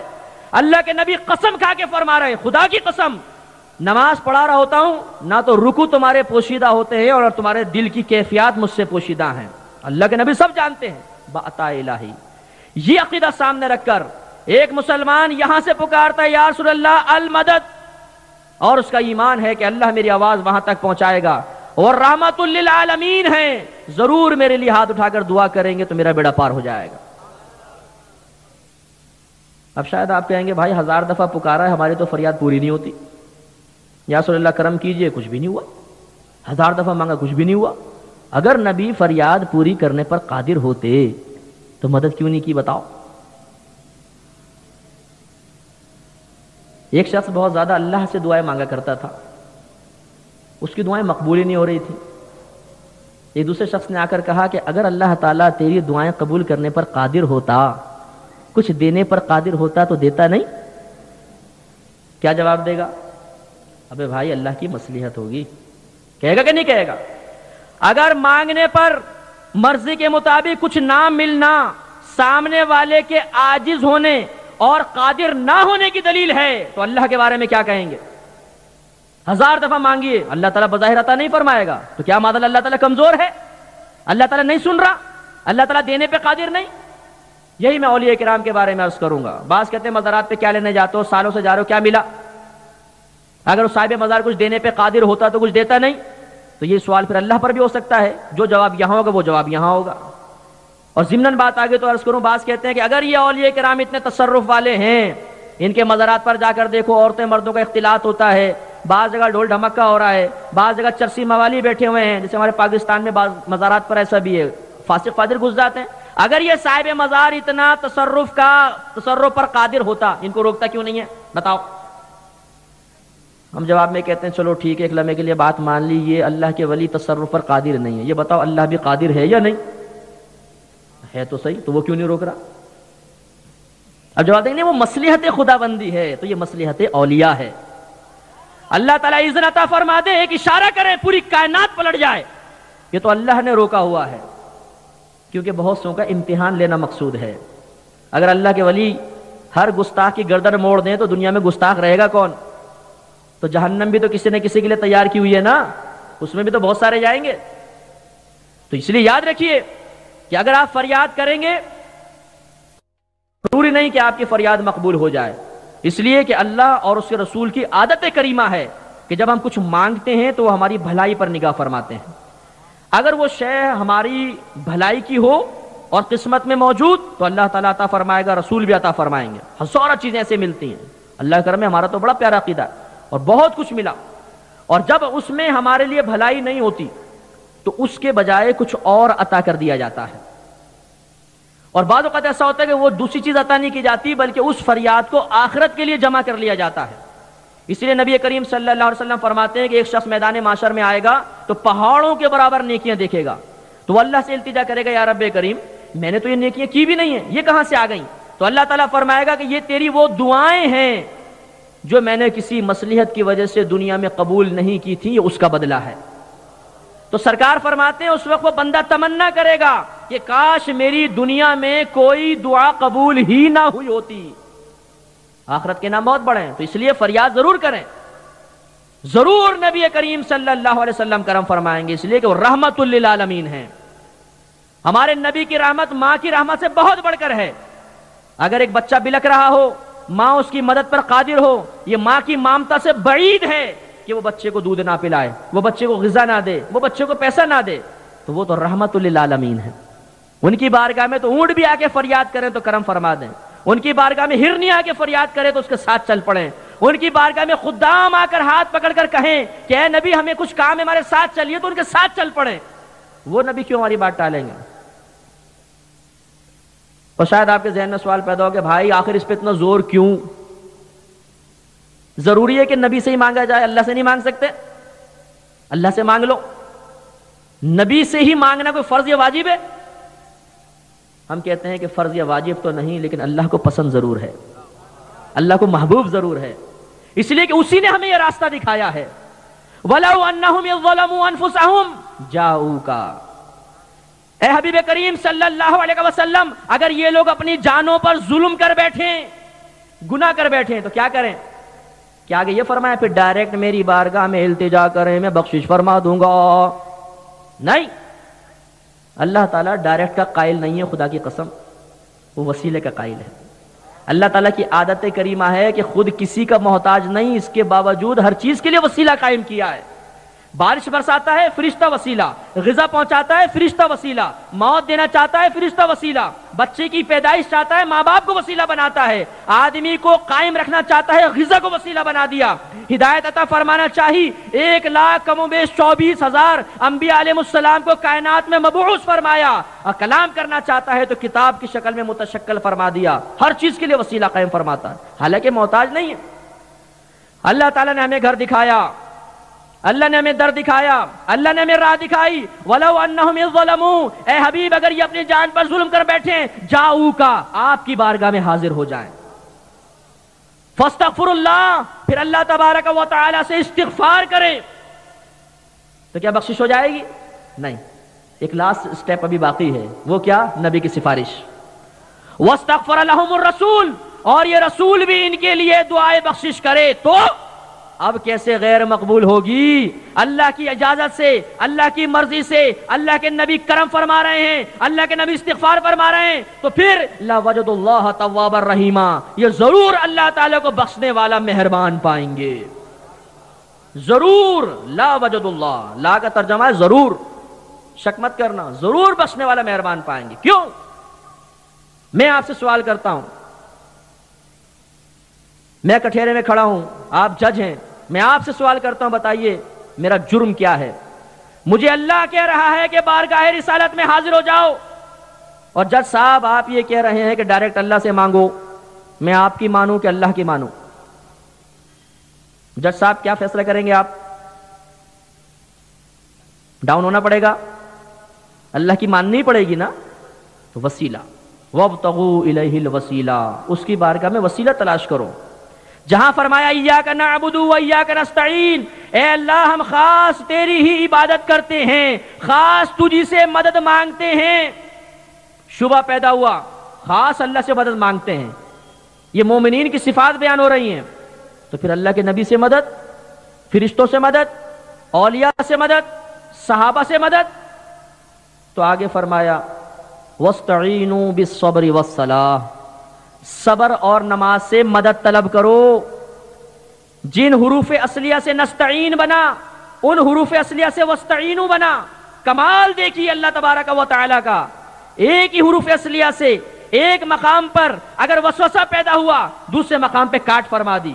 نماز خدا نہیں، صبر خدا نہیں، اور ان سے مدد مانگنے کا اللہ تعالیٰ حکم دے رہا ہے۔ معلوم یہ پہلے مقام پر مطلب کچھ اور ہے، اس کا مطلب ہرگز یہ نہیں ہے کہ خاص اللہ سے مانگو اور کسی سے مت مانگو۔ مت مانگو کہاں فرمایا؟ ایک چیز کا ثبوت دوسرے کا انکار نہیں ہوتا۔ میں اگر یہاں پر کہوں کہ یہاں پہ اویسی صاحب بیٹھے ہوئے ہیں، یہاں پر اسٹیج پہ اویسی صاحب موجود ہیں، ایک چیز کا ثبوت ہوا، تو کیا حاجی سیٹھ صاحب کی موجودگی کا انکار ثابت ہوگا؟ آپ یہ کہیں گے کہ مفتی صاحب نے کہا کہ حاجی سیٹھ صاحب یہاں موجود نہیں ہیں، بھئی میں نے کب کہا ہے؟ آپ نے کہا، آپ نے تو کہا اویسی صاحب موجود ہے۔ تو ایک چیز کے ثبوت سے دوسری شے کا انکار لازم نہیں آتا۔ اے اللہ ہم خاص تجھی سے مدد مانگتے ہیں، اس کا مطلب یہ کہاں ثابت ہوا کہ دوسرے سے مدد مانگنا حرام ہو گیا؟ بلکہ اس کا مطلب یہ ہے کہ اے اللہ خاص فاعل حقیقی سمجھ کے تجھ سے مدد مانگتے ہیں، باقی جس سے مدد مانگیں گے اس کو وسیلہ سمجھ کر مانگیں گے۔ اللہ تعالیٰ کسی سے مانگ کر نہیں دیتا، اللہ سے مانگتے ہیں تو براہ راست فاعل حقیقی، معبود حقیقی سمجھ کر مانگتے ہیں، اور اگر ولی سے مانگتے ہیں، نبی سے مانگیں گے تو اللہ تعالیٰ کا وسیلہ سمجھ کر مانگیں گے، یہ اللہ کی بارگاہ سے دینے کا وسیلہ ہے، لہذا فرق ہے۔ ورنہ اگر ایسا نہ ہوتا تو آپس میں مدد مانگ کے بھی ہم کافر و مشرک ہو جاتے۔ میں آپ سے مدد مانگتا، ہاتھ پکڑ کے کہتے ایاک نعبد و ایاک نستعین، مفتی صاحب قرآن نہیں پڑھا؟ ہم خاص اللہ سے ہی اللہ کی عبادت کرتے ہیں، خاص اسی سے مدد مانگتے ہیں، اور آپ مجھ سے مدد مانگ کے مشرک ہو رہے ہیں۔ کلمہ پڑھیں دوبارہ؟ نہیں، مدد بالکل جائز ہے، اس لیے کہ ہم ان کو معبود سمجھ کر، فاعل حقیقی سمجھ کر، مؤثر حقیقی سمجھ کر نہیں مانگ رہے، دینے والا اللہ ہے، اس کو دیا تو چلو مانگ لو، جائز۔ اسی طرح اولیاء انبیاء علیہ السلام کی بارگاہ میں عرض کرنا جائز۔ تو معلوم یہ ہوا کہ حاضر ناظر کے عقیدے کو سامنے رکھیں تو اِنَّا أَعْطَيْنَاكَ الْكَوْثَرَ کا مفہوم واضح ہوتا ہے، بے شک اللہ نے اپنے حبیب کو خیر کثیر عطا فرمائی، کیسے کیسے کمالات۔ نہیں مانتے، میدان محشر میں ماننا پڑے گا۔ مسلم گواہ ہے، بیان کرنے والے آپ کے نبی ہیں، فرماتے میدان محشر میں سب لوگ جمع ہوں گے، آخری روایت توجہ فرمائیے، تمام لوگ جمع ہوں گے، حساب و کتاب کا سلسلہ شروع نہیں ہو رہا ہوگا، لوگ سخت بے چینی کے عالم میں، بھوک پیاس گرمی، کیا کریں؟ ان میں سے ایک ذہین آدمی کہے گا ایسا کرتے ہیں کہ آدم علیہ السلام کی بارگاہ میں چلتے ہیں، وہ ابو البشر ہیں، تمام نبیوں کے والد ہیں، سب سے پہلے نبی بن کے تشریف لائے، ہماری سفارش کر دیں گے، حساب کتاب تو شروع ہو۔ یہ پورا مجمع اربوں کھربوں لوگوں کو چیرتا ہوا آدم علیہ السلام کی بارگاہ میں پہنچے گا۔ کتنی مشکل سے پہنچیں گے؟ ابھی جب ہم نکلیں گے یا آتے ہیں، یا جیسے نعت خواں حضرات ہمارے اویس بھائی تشریف لائے تھے، تو آپ مصافحہ کرنے کے لیے جب آگے بڑھتے ہیں تو کتنی دقت پیدا ہوتی ہے، پبلک راستہ کہاں دیتی ہے؟ میدان معاشر میں اس سے زیادہ ازدحام ہوگا۔ آدم علیہ السلام کے زمانے سے لے کر آج تک جتنے انسان، جتنے چرندے پرندے درندے سب وہاں موجود ہوں گے، سارے ڈائنوسارز، ہاتھی، مگرمچھ، شیر، چیتے، سب کا حساب و کتاب ہونا ہے، سرکار نے فرمایا کہ سینگ والی بکری نے بے سینگ والی کو سینگ مارا ہوگا، اللہ تعالیٰ اس کا بھی حساب لے گا، سب وہاں جمع ہوں گے، لیکن جانوروں کا حساب ہونے کے بعد ان کو سب کو مٹی کر دیا جائے گا، ماں سوا چند ایک جن کے تخصیص آگے کے جنت میں جائیں گے، باقی سب جانور مٹی میں مل جائیں گے، لیکن سارے جانور میدان معاشر میں موجود۔ اب یہ گروپ پورا تلاش کرتا کرتا آدم علیہ السلام کی بارگاہ میں، حضور کرم فرمائیے، آپ ابو البشر ہیں، آپ اللہ کی بارگاہ میں ہماری سفارش کر دیجئے۔ آدم علیہ السلام فرمائیں گے آج یہ منصب میرے پاس نہیں، اس کو شفاعت کبریٰ کہتے ہیں، حساب و کتاب، سب سے پہلی شفاعت، یہ منصب آدم علیہ السلام کہتے ہیں میرے پاس نہیں، تم ایسا کرو نوح علیہ السلام کے پاس جاؤ۔ اب یہ سارے تلاش کرتے ہوئے نوح علیہ السلام کی بارگاہ میں حاضر ہوں گے، وہی عرض، وہی جواب، آج یہ منصب میرے پاس نہیں، تم ایسا کرو ابراہیم علیہ السلام کے پاس جاؤ۔ اب یہ سارا گروپ ابراہیم علیہ السلام کے پاس، ذرا تصور و منظر اپنا ذہن میں لے کر آئیں، کتنی مشقت، کتنی مشکل سے جل رہے ہوں گے سارے، لیکن وہاں تک پہنچ گئے۔ جی کرم، ابراہیم علیہ السلام فرمائیں گے منصب آج میرے پاس بھی نہیں، موسیٰ کے پاس جاؤ، وہاں حاضر ہوں گے، حضور آپ کرم فرمائیں، وہ فرمائیں گے یہ آج منصب میرے پاس بھی نہیں، تم عیسیٰ کے پاس جاؤ، عیسیٰ علیہ السلام کی بارگاہ میں حاضر ہوں گے، عیسیٰ علیہ السلام فرمائیں گے یہ منصب آج میرے پاس بھی نہیں، آج اگر کوئی تمہاری شفاعت کر سکتا ہے تو وہ حبیب کبریا محمد مصطفیٰ ہے، ان کی بارگاہ میں جاؤ۔ اب یہ سارا گروپ آ کر کیا کہے گا؟ یا رسول اللہ المدد۔ آل حضرت نے صحیح فرمایا آج لے ان کی پناہ، آج مدد مانگ ان سے، کل نہ مانیں گے قیامت میں اگر مان گیا۔ وہاں جا کر تو کہنا پڑے گا یا رسول اللہ کرم فرما دیجئے، یا رسول اللہ فضل فرما دیجئے، آج فضل کا منکر، آج کرم کا انکار، لیکن وہاں پہ زبان سے کہنا ہی پڑے گا یا رسول اللہ المدد۔ سرکار جواب میں نے فرمائیں گے کمبختو، ساری زندگی توحید کا درس دیتا رہا، آج میدان معاشر میں پہنچے، اللہ تعالیٰ اپنے خاص تجلی کے ساتھ رونق افروز ہے، آج تو شرک مت کرو، آج تو ڈائریکٹ مانگ لو، نہیں، اللہ کے نبی فرماتے ہیں جب وہ فریاد کریں گے میں اپنے آپ کو بارگاہ الہی میں سجدہ ریز پاؤں گا، گویا شفاعت کے لیے جھک جائیں گے۔ مولانا حسن رضا خان صاحب فرماتے کہیں گے اور نبی اذهبوا الى غیری، اذهبوا جاؤ تم الى غیری، میرے غیر کی طرف۔ آدم علیہ السلام نے بھی یہ فرمایا، نوح علیہ السلام، ابراہیم علیہ السلام، موسیٰ علیہ السلام، عیسیٰ علیہ السلام، میرے غیر کی طرف جاؤ۔ کہیں گے اور نبی اذهبوا الى غیری، لیکن میرے حضور کے لب پر انا لہا ہوگا، انا میں، لہا اس شفاعت کے لیے میں ہوں، انا لہا میں ہوں، شفاعت کے لیے سجدے میں گر جائیں گے۔ روایت یہ نہیں کہہ رہی کہ اللہ تعالیٰ فرمائے گا اے حبیب یہ تو نادان لوگ ہیں، ڈائریکٹ کو چھوڑ کے انڈائریکٹ پر آ گئے، تو آپ کیوں جھک گئے؟ ان کو کہیے ڈائریکٹ اللہ سے مانگو، کھڑے ہو جائیے، توحید کا درس دیجئے، ڈائریکٹ اللہ سے مانگو۔ نہیں، سکھانے والا اللہ ہے، بیان کرنے والا نبی ہے، تعلیم دینے والے علماء اہل سنت ہیں۔ نبی کریم جب سجدہ ریز ہو جائیں گے اللہ تعالیٰ فرمائے گا حبیب اپنا سر اٹھائیے، آج جو مانگیں گے عطا کیا جائے گا، جس کی سفارش کریں گے اسے بخش دیا جائے گا۔ توجہ چاہتا ہوں، ذرا توجہ فرمائیے۔ سب سے پہلے جب لوگوں کے دل میں خیال آیا کہ ہمیں کسی کے پاس جانا چاہیے، کوئی وسیلہ بناؤ، یہ خیال ان کے قلب میں کس نے ڈالا؟ پہلے یہ بتائیے کہ اچھا خیال تھا برا؟ بولیے بولیے، اچھا خیال ہے برا؟ اچھا خیال۔ اچھا خیال کون دل میں ڈالتا ہے؟ فرشتہ۔ کس کے حکم سے ڈالتا ہے؟ اللہ کے حکم سے۔ اور اللہ کے حکم سے کیا خیال ڈالا گیا؟ آدم کے پاس جاؤ۔ کیا اللہ تعالیٰ اس بات پر قادر نہیں تھا کہ ان کے دل میں خیال ڈالتا کہ چلو اللہ کی بارگاہ میں چلتے ہیں، فریاد کرتے ہیں؟ نہیں، اللہ نے دل میں خیال ڈالا آدم کے پاس جاؤ۔ اچھا، جب اللہ تعالیٰ خیال ڈالنے والا ہے تو آدم کا کیوں ڈالا؟ ڈائریکٹ اپنے حبیب کا ڈال دیتا، میرے حبیب کی بارگاہ میں آ جاؤ۔ پہلے آدم۔ اچھا، جب آدم علیہ السلام کے پاس پہنچے تو آدم علیہ السلام کے قلب میں خیال ڈالا نوح علیہ السلام کا، ان کے دل میں کیوں نہیں ڈائریکٹ خیال ڈال دیا کہ محمد کے پاس جاؤ؟ سب نبیوں پر ہمارے نبی کی فضیلت منکشف، لیکن ان کے دل میں خیال ڈالا نوح علیہ السلام کا، نوح علیہ السلام کے دل میں خیال ڈالا ابراہیم علیہ السلام کا، ابراہیم علیہ السلام کے دل میں خیال ڈالا موسیٰ کا، موسیٰ علیہ السلام کے دل میں خیال ڈالا عیسیٰ علیہ السلام کا، اور پھر انہوں نے زبان سے کہا کہ محمد کے پاس جاؤ۔ کیوں اتنا لمبا پروسیس؟ اتنے لوگوں کی آزمائشیں، اتنے لوگوں کی تکلیفیں کیوں؟ مولانا حسن رضا خان صاحب رحمۃ اللہ علیہ اس کا جواب شعر کی شکل میں دیتے ہیں، فرماتے ہیں فقط اتنا سبب ہے انعقاد بزم محشر کا. انعقاد مانے قائم کرنا، منعقد کرنا، بزم مانے محفل، محشر مانے میدان محشر. وہ اپنے شعر میں سمجھانا چاہتے ہیں کہ کیا تم یہ سمجھتے ہو کہ اللہ تعالیٰ حساب و کتاب کرنے کے لیے میدان محشر کو قائم کرے گا؟ نہیں، وہ تو سب کچھ جانتا ہے کس نے کیا کارنامہ کرنا ہے. وہ اگر چاہے تو جیسی تم آؤ ڈائریکٹ ایک کو جنت میں ایک کو دوزخ میں ڈالے، اسے سب معلوم ہے. کیوں اتنا اہتمام کیا؟ تو فرماتے فقط اتنا سبب ہے انعقاد بزم محشر کا کہ ان کی شان محبوبی دکھائی جانے والی ہے. کچھ لوگ نبی سے پہلے رخصت ہو گئے، نبی کی شان ان کو معلوم نہیں. کچھ نبی کے بعد آئے، نبی کریم کی پوری عظمت و عزت پر مطلع نہ ہو سکے، ان پہ منکشف نہ ہو سکی. اللہ تعالیٰ کو یہ بات پسند آئی، سب اولین آخرین جمع ہو جائیں اور ایک ساتھ میرے نبی کی عظمت کو دیکھیں کہ آج اگر کوئی عظیم ہے، کوئی مقبول ہے، کوئی محبوب ہے، اللہ کی بارگاہ میں کسی کو جرأت کلام ہے تو وہ صرف حبیب کبریا ہے. کتنی شان ہوگی. بچہ بچہ جان جائے گا کہ آج سب سے عظیم کون ہے؟ اللہ کے نبی.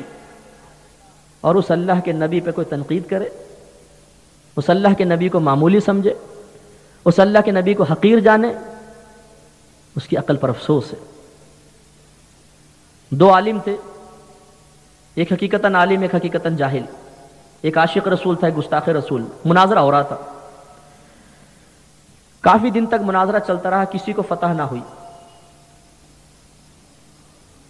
6-7 دن گزر گئے. اب وہ جو عالم عاشق رسول تھے یہ رات میں کمرے میں بیٹھے مطالعے کے لیے، اگلے دن پھر مناظرہ تھا تو سر پکڑ کے بیٹھ گئے. اللہ کی بارگاہ میں فریاد کی، یا رب کریم اتنے دلائل دے رہا ہوں، یہ قائل ہی نہیں ہوتا، کچھ کرم فرما. پھر اللہ نے کرم فرما دیا. اس رات مطالعہ ہی نہیں کیا، آرام سے سو گئے. صبح اٹھے، مناظرے کی جگہ پر پہنچے، گستاخ رسول سامنے آیا. آپ نے فرمایا آج فقط ایک سوال ہوگا تو اس کا جواب دینا. اس نے کہا پوچھو. ان عالم صاحب نے سوال کیا کہ پہلے فرمایا کہ خدا کی قسم 6-7 دن سے تیرے ساتھ مناظرہ ہو رہا ہے، میں جب یہاں سے جاتا ہوں قرآن سے وہ آیات نکالتا ہوں جس سے نبی کی عظمت واضح ہو جائے، جس میں نبی کے فضائل ہوں، نبی کے کمالات ہوں. وہ حدیثیں پڑھتا ہوں جس سے نبی کی شان میں اضافہ ظاہر ہوتا ہے. بزرگوں کے وہ اقوال ڈھونڈتا ہوں جس سے نبی کی شان واضح ہوتی ہے. دیانتداری کے ساتھ بتا تو 6-7 دن سے کیا کر رہا ہے؟ کیا تو قرآن سے وہ آیات ڈھونڈ کے نہیں نکال رہا جس سے نبی کی عظمت کم ہو جائے؟ کیا وہ تو حدیثیں نہیں نکال رہا جس سے کسی بھی طریقے سے نبی کی ذات بے عیب نظر آئے؟ کیا تو وہ قول نہیں ڈھونڈ رہا جس سے ثابت ہو جائے کہ نبی کو کچھ نہیں دیا گیا؟ اس گستاخ رسول کے دل پر یہ بات لگی، کہنے لگا خدا کی قسم تو نے سچ کہا، میں تو تنقیدی پہلو ڈھونڈتا رہا، 6-7 دن نبی کی ذات میں عیب تلاش کرتا رہا. پھر اس نے کلمہ پڑھا اور مسلمان ہو گیا. تو خدا کی قسم یہ بہت بڑی بدبختی ہے کہ انسان قرآن پڑھے تو ذہن یوں گردش کرے کہ نبی کو کیا نہیں ملا، کیا نہیں دیا. حدیث پڑھے تو کہہ دیکھا نبی کو یہ کہاں، اگر علم ہوتا تو یوں نہ کرتے، علم ہوتا تو یہ نہ بتا دیتے، علم ہوتا تو یوں نہ کر لیتے. عیب نکالے. یہ بدبختی ہے، خدا کی مار ہے جو میدان محشر میں ظاہر ہوگی. اور میں نے تو عموماً مشاہدہ کیا ہے کہ جو گستاخی رسول کرتا ہے سب سے بڑی علامت یہ ہے کہ اس کے چہرے پہ پھٹکار ہوتی ہے. چہرے پہ داڑھی بھی ہوگی لیکن ایسا منحوس چہرہ کہ دیکھ کر الٹی آنے لگ جاتی ہے. یقین کیجئے کراہت آتی شدید. یہ اللہ نے ایک لعنت چہرے پہ رکھ دی ہے. گستاخ رسول کی لعنت سب سے پہلے یہاں ظاہر ہوگی. اور پھر قبر کھود کر دیکھیے، ہمارے اکابرین فرماتے ہیں خدا کی قسم اس کا چہرہ سور یا کتے کی شکل میں بدل دیا گیا ہوگا. ان پہ جو منکشف ہوا. گستاخ رسول کی موت بڑی دردناک ہوتی ہے، بڑی ذلت والی موت مرے گا. آخر مقابلہ کس سے کر رہا ہے؟ چیلنج کس کو دیا ہے؟ اعلان جنگ کس کے خلاف کیا ہے؟ نبی کے نہیں، اللہ کے خلاف. اللہ تعالیٰ اپنے نبی کی شان میں ذرہ برابر گستاخی پسند نہیں کرتا. یا ایھا الذین آمنوا لا تقولوا راعنا وقولوا انظرنا واسمعوا وللکافرین عذاب الیم. آپ نے حدیث سنی، آیت سنی ہوگی، اے ایمان والو ان نبی کی بارگاہ میں راعنا مت کہو بلکہ یوں کہو یا رسول اللہ ہم پہ نظر کرم فرمائیے. اور پہلی غور سے سنو، کافروں کے لیے دردناک عذاب ہے. شان نزول کیا ہے؟ یہودی بارگاہ رسالت میں بیٹھتے تھے، جب سرکار کلام فرماتے تو صحابہ کرام کہتے راعنا یا رسول اللہ. رائنا کا مطلب یا رسول اللہ ہماری رعایت فرمائیے، ہمارا مزید خیال فرمائیے، یہ بات سمجھ میں نہیں آ سکی اور آسان کر دیجئے۔ یہودی بھی رائنا کہتے یا رائنا یا رسول اللہ، اور ان کی لغت میں رائنا کا مطلب ہوتا تھا ہمارے چرواہے، ہماری بکریاں چرانے والے، تنزیہ، گستاخی کے ساتھ کہتے تھے۔ حضرت سعد رضی اللہ تعالیٰ عنہ یہود کی لغت پر واقف تھے۔ ایک دن ایک یہودی نے کہا تو گدی پکڑ لی، فرمایا خبردار جو آئندہ تو نے لفظ کہا تیری گردن اتار دوں گا۔ اور ایک روایت میں فرمایا کہ اے دشمن خدا تجھ پہ اللہ کی لعنت، خبردار جو تو نے آئندہ جملہ کہا۔ معلوم یہ ہوا جو گستاخ رسول ہو اسے سخت الفاظ کے ساتھ تعبیر کرنا، مخاطب کرنا، یہ سنت صحابہ ہے۔ بعض لوگوں کو کہیں اخلاق یاد نہیں آئے گا، ماں بہن کی گالیاں بکیں گے، فلمیں دیکھیں گے، ڈرامے دیکھیں گے، اور جب گستاخ رسول کی باری آئے گی بھائی کسی کو برا نہیں کہنا چاہیے، وہ بھی تو کلمہ پڑھتا ہے، وہ بھی تو نماز پڑھتا ہے، وہ بھی تو روزہ رکھتا ہے، کسی کو برا مت کہو، سستہ زبان استعمال کرو۔ صحابہ کرام سے جا کر پوچھئے، صحابہ کرام نبی کریم کے اخلاق کو اپنائے ہوئے تھے، انہوں نے درس دیا کہ گستاخ رسول کسی احترام کا مستحق نہیں ہوتا۔ اخلاق یہاں پر یہی ہے کہ اس کے ساتھ سخت جملہ استعمال کیا جائے، او دشمن خدا تجھ پہ اللہ کی لعنت ہو، اگر آئندہ زبان سے جملہ نکلا ہلاک کر دوں گا۔ یہودی نے کہا مجھے منع کر رہے ہو، تمہارے اپنے مسلمان بھی تو کہتے۔ بہت شدید حملہ تھا میرے پیارے بھائیوں، بہت شدید حملہ ہے۔ ہمارے حاجی سیٹ صاحب بولتے ہیں ہمارے یہاں کی عوام اصلاح پسند نہیں کرتی، انہیں صرف آپ عقیدے کے بیان کیجئے۔ واقعی یہ جملہ ہمیں جھنجھوڑ کے رکھ دیتا ہے، تم اپنے مسلمانوں کو بھی تو منع کرو، وہ بھی تو کہتے ہیں۔ آج نبی کے حکم کو ٹالنے والے مسلمان ذرا توجہ کرو، اگر کسی کافر کو کہیں گے اسلام قبول کر لے، وہ جواب میں کہہ دے پہلے اپنے مسلمانوں کو سمجھاؤ کہ نبی کی بات تو مان لے، کیا جواب دیں گے؟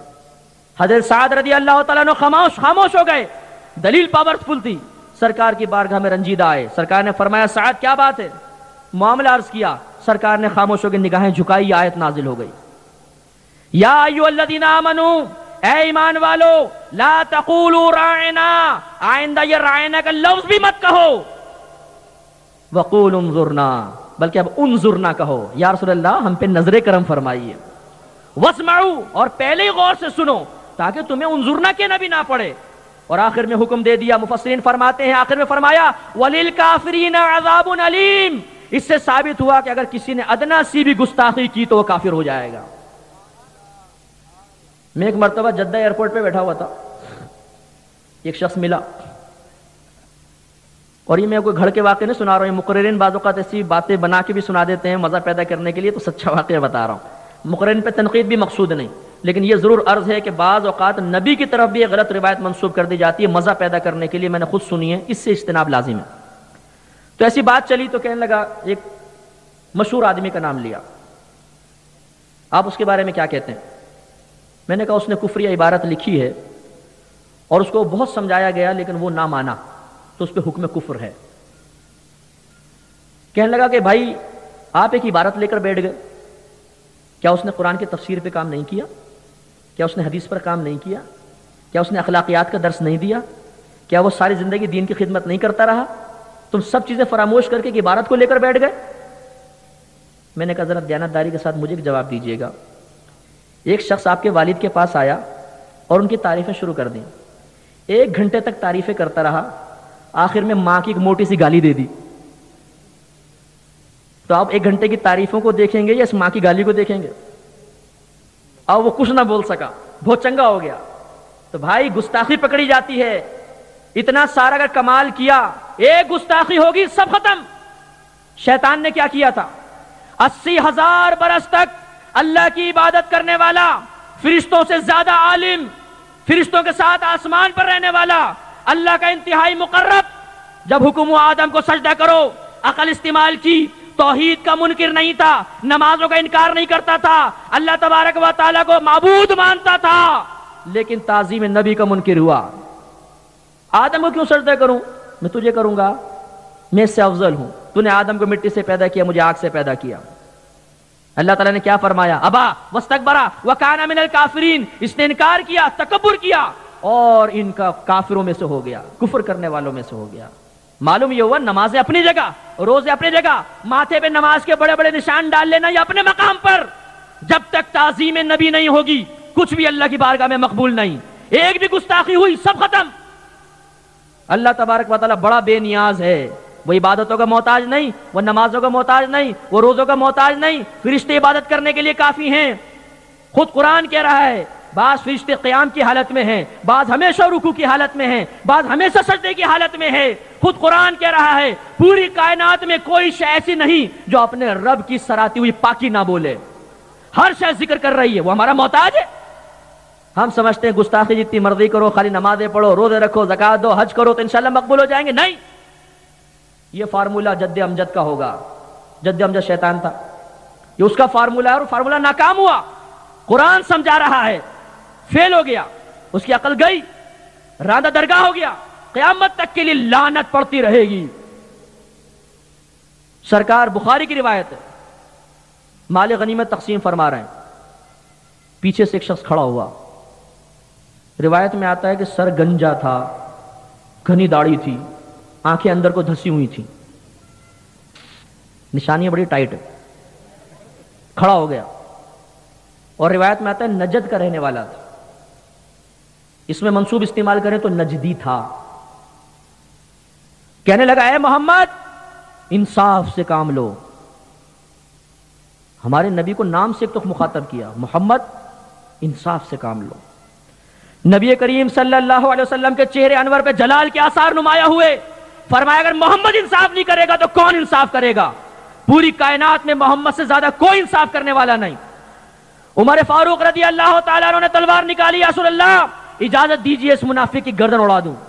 معلوم ہوا کہ جو نبی پہ تنقید کرے وہ منافق ہے اور لائق سزا ہے.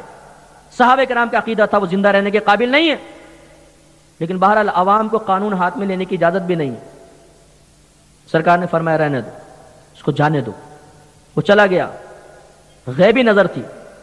سرکار نے فرمایا اس کی نسل سے ایسے لوگ نکلیں گے جو اتنی کثرت سے نمازیں پڑھیں گے کہ تم اپنی نمازوں کو ان کی نمازوں کے مقابلے میں حقیر جانو گے. اتنی کثرت سے قرآن پڑھو گے کہ تم اپنے قرآن کو ان کے مقابلے میں کمتر تصور کرو گے. لیکن یہ اسلام سے ایسے خارج ہو جائیں گے جیسے تیر کمان سے نکل جاتا باہر. تو معلوم یہ ہوا کہ یہ کہنا کہ جی وہ کلمہ تو پڑھتا ہے, جو نماز تو پڑھتا ہے, روزہ تو رکھتا ہے, پھر برا کیوں, مسلمان تو ہے. نہیں, اگر کوئی گستاخی رسول واقعی گستاخی رسول کرے گا, واقعی گستاخی رسول ہوگا, تو اسلام رہا کہاں؟ پھر اس کی نماز نہیں ہے, یہ اٹھک بیٹھا کے کوئی فائدہ نہیں. عقیدہ اور ایمان مضبوط ہونا چاہیے. لہذا میرے پیارے بھائیو, قطعاً کبھی بھی نبی کریم صلی اللہ علیہ وسلم کی شان میں ادنا سی بھی گستاخی نہ ہونے پائے. کسی کو ایسے کو دوست مت بنائیے کہ جس کے بارے میں ذرہ برابر گمان ہو کہ یہ نبی کے کمالات کا انکار کرنے والا ہے. کبھی بھی مت کیجیے گا, رسک مت لیجیے گا. یہ سوچنا کہ جی میں کوئی کرتا ہوں, چلو یہ کرتا ہے لیکن ہم دوست ہیں. نہیں, ہماری دوستی, ہماری دشمنی فقط اللہ اور اس کے رسول کے لیے ہے. نبی کریم صلی اللہ علیہ وسلم نے ارشاد فرمایا اس وقت تک تمہارا ایمان کامل نہیں ہوگا جب تک تمہاری دوستی, تمہاری دشمنی, تمہارا لینا اور تمہارا دینا اللہ تبارک و تعالیٰ کی رضا اور محبت کی خاطر نہ ہو. ایمان کامل اس طرح ہی ہوتا ہے. سرکار نے جب اعلان نبوت فرمایا, باپ ایمان لے آیا, بیٹا نہیں لایا, تو باپ نے کہا بیٹا سب سے بڑا دشمن. باپ ایمان نہیں لایا, بیٹا ایمان لے آیا, تو بیٹے نے کہا یہ سب سے بڑا دشمن. نبی کی محبت سب سے پہلے, نبی کی عظمت سب سے پہلے. میدان محشر میں ماں نہیں بچائے گی, باپ نہیں بچائے گا, اللہ کے نبی اپنے دامن رحمت میں لیں گے. لہذا میرے پیارے بھائیو اپنے نبی سے تعلق مضبوط کیجئے, ان کے قریب آئیے.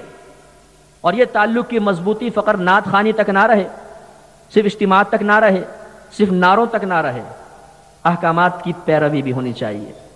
کبھی اپنے نبی کے احکامات کو معمولی مت سمجھیے گا, کمتر سمجھ کے نظر انداز مت کیجیے گا. یہ بری بات ہے. ہم غلامی کا دعویٰ کرتے ہیں, نبی کے غلام ہیں, تو پھر آقا کا کہنا بھی ماننا ہوگا. وہ غلام نافرمان غلام کہلاتا ہے اور لائق سزا ہوتا ہے جو اپنے آقا کا کہنا نہ مانے. کم از کم میں گزارش کروں گا کہ 5 وقت نماز با جماعت, اس پر تو استقامت ہونی چاہیے. اور خدا کی قسم یہ بھی ہمارے نبی کا صدقہ ہے. آخری روایت, سفر معراج سے واپس آ رہے ہیں, 7ویں آسمان پر پہنچے. موسیٰ علیہ السلام نے پوچھا اے اللہ کے نبی, اللہ کی بارگاہ سے کیا تحفہ ملا؟ فرمایا 50 نمازیں. موسیٰ علیہ السلام نے عرض کی کہ اے حبیب خدا دوبارہ اللہ کی بارگاہ میں جائیے، ان میں کمی کروائیے، میں نے بنی اسرائیل کو بڑا آزمایا، وہ عبادت پر استقامت پذیر نہ ہو سکے۔ موسیٰ علیہ السلام کتنی دور تک دیکھ رہے ہیں کہ یہ لاڈلے نعرے بڑے جوشیلے لگائیں گے لیکن 5 وقت نماز نہیں پڑھیں گے۔ 50 نمازیں دور کی بات، اگر 50 نمازیں ہوتی تو ایک اذان ہوتی ہے بھی بیٹھتے تو اللہ اکبر، چلو بھائی پھر مسجد میں۔ کتنا کرم ہو ہمارے بزرگوں کا کہ بعد وفات بھی مدد فرما دی۔ سرکار واپس گئے، 5 نمازیں کم ہوئیں، پھر آئے، موسیٰ علیہ السلام نے پھر یہی پوچھا، پھر نبی کریم گئے، 5 نمازیں مزید کم ہوئیں، 9 مرتبہ بارگاہ الہی میں گئے، 45 نمازیں کم ہو گئیں۔ لیکن جب آخری مرتبہ آ رہے تھے تو اللہ تعالیٰ نے فرمایا حبیب آپ کی امت پر 5 نمازیں فرض کر رہا ہوں لیکن ثواب 50 کا ہی عطا کروں گا۔ سرکار واپس آئے، موسیٰ علیہ السلام نے کیا کہا؟ یا رسول اللہ اس میں اور کمی کیجئے، آپ کی امت یہ 5 بھی نہیں پڑے گی۔ سرکار نے فرمایا کہ اب تو بار بار اللہ کی بارگاہ میں جاتے ہوئے شرم آتی ہے، تو 5 لے آئے۔ تو کتنا کرم فرمایا کہ 45 معاف ہو گئیں۔ اور یہاں ایک نفیس بات، موسیٰ علیہ السلام نے یہ کیوں نہیں کہا یا رسول اللہ 1 یا 2 نمازیں کروا کر آ جائیے، 50 میں سے وہ پڑھ لے گی، 1-2 ڈائریکٹ کہہ دیتے، نہیں کچھ کم کروائیے، گئے 5 کم ہو گئیں، اچھا 45 کچھ اور کم کروائیے، پھر گئے، بار بار کیوں؟ تو شارحین فرماتے ہیں اس لیے کہ موسیٰ علیہ السلام نے کوہ طور کے پاس اللہ کی بارگاہ میں عرض کیا رب کریم اپنا دیدار دکھا، لیکن آپ محروم رہے، تجلی برداشت نہ کر سکے، تو آپ نے سوچا چلو اللہ کا دیدار نہیں ہوا تو بار بار ان آنکھوں کا دیدار کروں جو اپنے رب کا دیدار کر رہی ہیں، اس لیے تھوڑا تھوڑا بار بار 5 پر بھی کہہ رہے تھے دوبارہ چلے جائیے، ہمارے نبی 5 لے آئے۔ تو میرے پیارے بھائیوں کم از کم 5 نمازیں تو ہونی چاہیے۔ اور اسی طریقے سے گناہوں سے اجتناب تھوڑی کوشش کرتے جائیے، خصوصاً نوجوانوں کی خدمت میں عرض کروں گا، یہ کہنا کہ جی جوانی تو دیوانی ہوتی ہے، جوانی تو ہے ہی عیش کرنے کا نام، نہیں، یہ مومن کی شان نہیں ہے۔ مومن یہ کہتا ہے کہ جوانی میں طاقت زیادہ ہے تو یہ تو ہے ہی اللہ تعالیٰ کی فرما برداری کا مقام، بوڑھا ہونے کے بعد تو آدھا ڈھیلے پڑ جائیں گے، نہ روزہ رکھ سکوں گا، نہ اسی طرح نماز پڑھ سکوں گا، نہ کھانا صحیح ہضم ہوگا، ابھی جوان ہوں اپنے اللہ کو راضی کروں گا۔ ہمارے نبی کریم فرماتے ہیں بروز قیامت جب کہیں سایہ نہیں ہوگا، اللہ تعالیٰ 7 اشخاص کو عرش کا سایہ عطا فرمائے گا، اس میں ایک وہ نوجوان ہوگا جس نے اپنی پوری جوانی اللہ کی فرما برداری میں خرچ کی ہوگی۔ گناہ کرنا کوئی کمال نہیں، گناہ سے بچنا کمال ہے، نفس کی اطاعت کرنا کوئی کمال نہیں، نفس سے مقابلہ کرنا کمال ہے، شیطان سے مغلوب ہو جانا کمال نہیں، شیطان کو دبا دینا کمال ہے۔ اور یہ اولیاء کرام کا طریقہ ہے، اس لیے ہمت کرنی ہوگی۔ بدنگاہی، گندی باتیں کرنا، گندی باتیں سننا، گندا سوچنا، سب اللہ کو معلوم ہے، وہ سب ملاحظہ فرما رہا ہے، وہ دل کے خطرات پر بھی واقف ہے، اس لیے بڑی احتیاط کے ساتھ۔ نبی کی عظمت کے بہت سے تقاضے ہیں، جن میں سے ایک تقاضا یہ بھی ہے کہ نبی کا کہنا نہ ٹالا جائے۔ اس کے لیے یقیناً آپ کو علم سیکھنا ہوگا، آپ علماء کی صحبت میں آئیے، ان سے سیکھیے کہ ہم پر کیا فرض ہے، کیا واجب ہے، کون کون سے علوم سیکھنے ہوں گے، انہیں آہستہ آہستہ سیکھیے اور اپنی اصلاح کی کوشش کیجیے۔ خصوصاً بڑوں کی خدمت میں گزارش ہے کہ آپ ایسے بن جائیے کہ ہر چھوٹا آپ کو اپنا آئیڈیل اور اپنی مثال بنا لے۔ اب اچھا بننے میں بھی آدمی آئیڈیل بن سکتا ہے، برا بننے میں بھی، اچھا بننے میں۔ بچے آپ کو دیکھیں، نوجوان آپ کو دیکھیں تو دین کی طرف مائل ہو جائیں۔ ایک بزرگ نے کتنی پیاری بات بیان فرمائی، وہ کہتے ہیں جب تو پیدا ہوا تھا تو رو رہا تھا، سب لوگ ہنس رہے تھے، اس طرح زندگی گزار کہ جب تو مرے سب رو رہے ہوں اور تو مسکرا رہا ہو۔ تو یہ کیسے ہوگا؟ اللہ کی اطاعت میں زندگی بسر کریں گے تبھی تو ہوگا نا۔ روایت میں آتا ہے کہ ایک نوجوان ایک دریا کے کنارے جا رہا تھا، نبی نے ارشاد فرمایا، ملک الموت علیہ السلام اس کے پاس تشریف لے آئے، کہا کہ اے نوجوان میں ملک الموت علیہ السلام، ہم جیسا ہوتا تو بولتا حضور میری جگہ کسی اور کو لے جائیے، نہیں۔ اس نوجوان نے کہا اچھا یہ تو بہت اچھا ہوا، میں تو بہت عرصے سے آپ کا انتظار کر رہا تھا، جلدی سے میری روح قبض کیجئے تاکہ میں اپنے اللہ کی بارگاہ میں پہنچ جاؤں۔ انہوں نے کہا کہ اللہ تعالیٰ نے مجھے اجازت دی ہے کہ میں تجھے جو تو کام کرنا چاہے وہ کرنے دوں۔ نوجوان نے کہا کہ یہ بتائیے کہ اللہ کی ملاقات سے زیادہ بھی کوئی اچھی چیز ہوگی؟ اب جلدی سے میری روح قبض کریں۔ ملک الموت علیہ السلام نے فرمایا کہ نہیں، اللہ نے مجھے یہ حکم دیا ہے۔ فرمایا اچھا یہ بات ہے؟ قریب نہر بہ رہی تھی، کہا مجھے تازہ وضو کرنے دیں، میں 2 رکعت نفل پڑھوں گا، جب میں سجدے کی حالت میں پہنچوں تو میری روح قبض کر لیجئے گا۔ اسی طرح اس کی روح قبض کی گئی۔ تو کاش ایسا ہم زندگی گزاریں کہ ملک الموت علیہ السلام ہمارے پاس بھی آ کر کہیں اے سچے عاشق رسول بتا کیسے مرنا چاہے گا، جیسا چاہے ویسا۔ کبھی آئینے کے سامنے کھڑے ہو کر ایک سوال اپنے آپ سے کیجئے گا، اس وقت موجودہ حالت میں جیسے تو نے اعمال اختیار کیے ہیں، کیا بعین ہی اسی حالت میں تو اللہ کی بارگاہ میں جانا چاہتا ہے؟ اندر سے جو جواب آئے اس پہ تفکر کر لیجئے گا۔ اندر سے آواز آئے گی نہیں، اتنے گناہ، توبہ بھی نہیں کی، لگاتار گناہ کر رہا ہوں، 1000 دفعہ توبہ توڑ چکا ہوں، اتنے سارے گناہ، ایک دم ایسے پہنچ گیا، اچانک مر گیا تو اللہ کی بارگاہ میں کیا جا کے جواب دوں گا؟ اندر سے انکار آئے گا۔ اس سے ثابت ہو جائے گا کہ آپ کا نفس اللہ کی ملاقات کو ناپسند کر رہا ہے، اور یہ انتہائی بدبختی ہے۔ سرکار نے ابن عمر رضی اللہ تعالیٰ عنہما سے فرمایا، ابن عمر دنیا میں بالکل ایسے رہو جیسے راہ چلتا مسافر دائیں بائیں سے دل نہیں لگاتا، وہ زیادہ راہ لے کے بالکل تیار اپنی منزل کی طرف بڑھتا ہے، بالکل ایسے رہو۔ اور اللہ کے نبی کا طریقہ دیکھیے، جب قضاء حاجت سے فارغ ہوتے فوراً تیمم فرماتے۔ صحابہ کرام عرض کرتے یا رسول اللہ صلی اللہ علیہ وسلم قریبی پانی موجود ہے، وضو فرما لیجئے۔ فرماتے ہو سکتا ہے میں وضو تک نہ پہنچ سکوں، اس سے پہلے موت آ جائے۔ حالانکہ جانتے ہیں اللہ کی عطا سے کہ ابھی بہت کچھ پہنچانا باقی ہے، لیکن ہماری تعلیم کے لیے۔ تو اس لیے میرے پیارے بھائیوں، ہمت، جس نے اپنی موت کو یاد رکھا وہ ضرور نیک عمل کرے گا، وہ ضرور گناہ سے بچے گا۔ اللہ کے نبی نے ارشاد فرمایا، جس نے بکثرت موت کو یاد رکھا تو یہ دنیا کی لذت کو دل سے کھینچ کر نکال دے گی۔ جس کو موت یاد نہیں آئے گی وہ گناہوں میں لذت ڈھونڈے گا، وہ گندے کاموں میں لذت ڈھونڈے گا۔ اور جس کو موت یاد ہوگی، جو آنکھیں بند کے تصور کرے کہ میں مر گیا، میری ماں رو رہی ہے، باپ رو رہا ہے، دوست احباب رو رہے ہیں، میں بے حس و حرکت پڑا ہوا ہوں، اب میرے کپڑے اتارے گئے، مجھے کفن پہنایا گیا، اب پہلے غسل دیا گیا، پھر کفن پہنایا گیا، اب سب میرا آخری دفعہ دیدار کر رہے ہیں، اب مجھے کندھے پہ اٹھایا گیا، اب قبرستان کی طرف لے کر جا رہے ہیں، اب ایک اندھیری قبر میں لٹا دیا گیا، سلیں رکھی گئیں، بند، اندھیرا گپ، اکیلے۔ جب یہ تصور بار بار لے کر آئے گا تو خوف پیدا ہوگا۔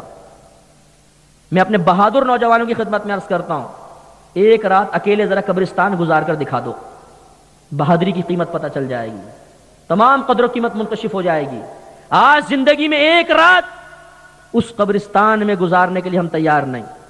حالانکہ شرعی روح سے کوئی مردہ باہر نہیں نکلے گا، کہیں سے ہاتھ نکل کے آپ کا پاؤں نہیں پکڑے گا، کوئی مردہ باہر نہیں آئے گا، لیکن خوف، ضعیف الاعتقاد مسلمان اندھیرے سے ڈرتا ہے، اسے موت سے ڈر لگتا ہے، قبر سے ڈر لگتا ہے، قبرستان جانے کے لیے اکیلا تیار نہیں ہوتا۔ لیکن کب تک؟ 10 سال، 20 سال، 30، 40، 50 سال، ایک نہ ایک دن تو مرنا ہے، نہ چاہتے ہوئے بھی قبر میں تو اترنا پڑے گا۔ اس لیے مولا کائنات حضرت علی رضی اللہ تعالیٰ عنہ کے اس فرمان کو ذہن میں بٹھا لیں، فرمایا دنیا کے سارے لوگ سو رہے ہیں، یہ جاگیں گے اس وقت جب انہیں موت آئے گی۔ پھر کیا فائدہ ہوگا میرے پیارے بھائیوں؟ ہم نے ایسے ایسے نوجوان دیکھے، کڑیل جوان، ہمارے بالکل سامنے گلی میں ایسا لہیم شہیم لڑکا، اور میں نے خود اپنی آنکھوں سے کتنوں کو اس کو مارتے ہوئے دیکھا، ایک ہاتھ مارتا تھا آدمی دور جا کے گرتا تھا، صرف 3 دن بخار آیا، صرف 3 دن، اور اس کا لاشا سامنے پڑا ہوا تھا، وہ لمبا چوڑا بے بس تھا۔ ایک بزرگ نے فرمایا میں تمہیں اپنی بے بسی کا لمحہ نہ بتاؤں؟ لوگوں نے کہا بتائیے۔ فرمایا اس وقت جب میرے چاہنے والے مجھے قبر میں تنہا چھوڑ کر واپس آ جائیں گے، بڑی بے بسی کا لمحہ ہوگا۔ وہ تو بزرگ تھے، عاجزی فرما رہے تھے، ہم نے ایسی چیزوں سے دل لگا لیا کہ جو عنقریب ہمارا ساتھ چھوڑ جائے گی۔ آخری روایت، سرکار نے فرمایا ہر شخص کے 3 دوست ہوتے ہیں، ایک دنیا تک اس کے کام آئے گا، موت کے ساتھ ہی اس کا تعلق ختم، دوسرا قبرستان تک ساتھ جائے گا، دفناتی دوستی ختم، تیسرا قبر میں ساتھ جائے گا۔ پھر فرمایا اس کا پہلا دوست اس کے دنیاوی دوست اور رشتہ دار ہیں، پہلا دوست مال و متاع ہے، جیسے ہی آدمی مرے گا مال کا تعلق ختم، کروڑوں روپے جمع کیے، سود، رشوت، دھوکہ، جھوٹ کے ذریعے، لیکن انتہائی حسرت کے ساتھ سارے مال کو دیکھ کر ختم۔ سیٹھ جی کو فکر تھی ایک ایک کے 10 کیجئے، موت آ پہنچی کہ صاحب جان واپس کیجئے۔ پھر انتہائی حسرت ہوگی، پھر آدمی بولنا چاہے گا لیکن زبان گنگ ہو جائے گی، پھر اسے اپنی خیانتوں کا احساس ہوگا، غلطیوں کا احساس ہوگا، اللہ کی بارگاہ میں جرت مندی کا احساس ہوگا، وہ پشیمان ہوگا، اس کے ماتھے پہ پسینے آنا شروع ہو جائیں گے، لیکن کوئی اس کی فریاد کو پورا نہیں کر سکے گا، دوستی ختم، مال کسی کام نہیں آئے گا۔ دوسرا دوست فرمایا دوست اور رشتہ دار قبر تک ساتھ جائیں گے، اس کے بعد دوستی ختم۔ کسی ماں کو دیکھا ہے اس نے کہا ہو کہ میرا لال اندھیرے سے ڈرتا تھا، آج قبر کی پہلی رات ہے، تمام مردے مردے ہوں گے، اندھیرا ہوگا، میرا بچہ کیسے رات گزارے گا، میں اس کی قبر کے پاس آج رات رہوں گی۔ کوئی ماں ایسی نہیں ملے گی، کوئی باپ قبر میں اترے گا، کوئی آپ کا جگری یار قبر میں آپ کی جگہ نہیں جائے گا یا آپ کے ساتھ نہیں جائے گا، سب مٹی ڈال کے اچھا جی السلام علیکم، ختم۔ کچھ عرصے بعد بھول بھال جائیں گے۔ اور فرمایا تیسرا دوست اس کا عمل، اچھا عمل یا برا، یہ قبر میں ساتھ ہوگا۔ اچھا عمل کیا ہوگا، یاد رکھیے گا، سرکار نے فرمایا جب آدمی قبر میں رکھا جائے گا، نماز سیدھی جانب، روزہ الٹی جانب، قرآن پاک کی تلاوت سر کی طرف، جماعت کے لیے چلنا پاؤں کی طرف آ جائے گا، اور صبر قبر کے کونے میں کھڑا ہو جائے گا۔ عذاب سیدھی جانب سے آئے گا، نماز یہی خبردار اس کے پاس ہرگز مت آنا، یہ اللہ کی بارگاہ میں کھڑا ہوا کرتا تھا۔ اس طرف سے آئے گا، روزہ کہے گا خبردار قریب مت آنا، یہ اللہ کے لیے بھوکا رہا ہے۔ سر کی طرف سے آئے گا، قرآن رکاوٹ بن جائے گا، خبردار یہ راتوں کو اٹھ اٹھ کر مجھ کر پڑھا کرتا تھا، میں تجھے اس کے قریب نہیں آنے دوں گا۔ پاؤں کی طرف سے آئے گا تو جماعت کی طرف چلنا روک دے گا، عذاب مایوس ہو کے لوٹ جائے گا۔ صبر کہے گا کہ میں اسی لیے کھڑا تھا کہ کسی جانب سے تم کمزور پڑو تو میں مدد کے لیے آؤں، اب میں انشاءاللہ میدان محشر میں ترازو کے وقت اس کے کام آؤں گا۔ اس لیے تھوڑی سی توجہ میرے نوجوان بھائیوں، اپنی جوانی کو ضائع مت کریں، نیک عمل کی طرف آئیے، مضبوط بن جائیے، مرد بن جائیے۔ مرد وہ نہیں ہے جو کسی کو پچھاڑ دے، یہ کام تو ایک طاقتور عورت بھی کر سکتی ہے۔ ایک گدھے کے پیچھے کھڑے ہو جائیں، ایسے دلتی مارے گا، دور جا کے گریں گے، گدھا بھی یہ کام کر سکتا ہے، یہ کوئی کمال نہیں ہے۔ مردانگی بزرگوں کی زبان میں حقیقتاً یہ ہے کہ نفس و شیطان ہم سے گناہ کروانا چاہے اور ہم تنہائی میں بھی گناہ نہ کریں، یہ کمال ہے، اس کو ہمیں حاصل کرنا ہے، لیکن یہ آہستہ آہستہ حاصل ہوگا۔ اللہ تعالیٰ ہم سب کو توفیق عطا فرمائے۔ اور آخر میں اعلی حضرت رضی اللہ عنہ کے شعر جس میں سرکار کے انعامات کا تذکرہ ہے، وہ میں عرض کر کے انشاءاللہ پھر بیان ختم کرتا ہوں۔ لاسٹ ہمارا بیان ہے اور یہ اشعار مجھے بڑے محبوب ہیں، بہت اچھے لگتے ہیں، آپ بھی اس کو سماعت فرمائیں۔ ان شعروں کے آخر میں آئے گا یہ ہیں، ان سے مراد ہمارے نبی کریم صلی اللہ علیہ وسلم کے ذات اقدس ہے۔ اعلیٰ حضرت رضی اللہ عنہ فرماتے ہیں کہ سچی بات سکھاتے یہ ہیں، سیدھی راہ چلاتے یہ ہیں، ہلتی نیویں جماتے یہ ہیں، روتی آنکھ ہنساتے یہ ہیں، جلتی جان بجھاتے یہ ہیں، ڈوبی ناؤ تراتے یہ ہیں، فیض جلیل خلیل سے پوچھو آگ میں باغ لگاتے یہ ہیں، قصر دنا تک کس کی رسائی جاتے یہ ہیں، آتے یہ ہیں، رنگے بے رنگوں کا پردہ دامن ڈھک کے چھپاتے یہ ہیں، اپنی بنی ہم آپ بگاڑیں کون بنائے بناتے یہ ہیں، رب ہے معطی یہ ہیں قاسم رزق اس کا ہے کھلاتے یہ ہیں، ٹھنڈا ٹھنڈا میٹھا میٹھا پیتے ہم ہیں پلاتے یہ ہیں، نزعے روح میں آسانی دیں کلمہ یاد دلاتے یہ ہیں، مرقد میں بندوں کو تھپک کے میٹھی نیند سلاتے یہ ہیں، قید و رضا سے خوش ہو خوش رہے مجدہ رضا کا سناتے یہ ہیں۔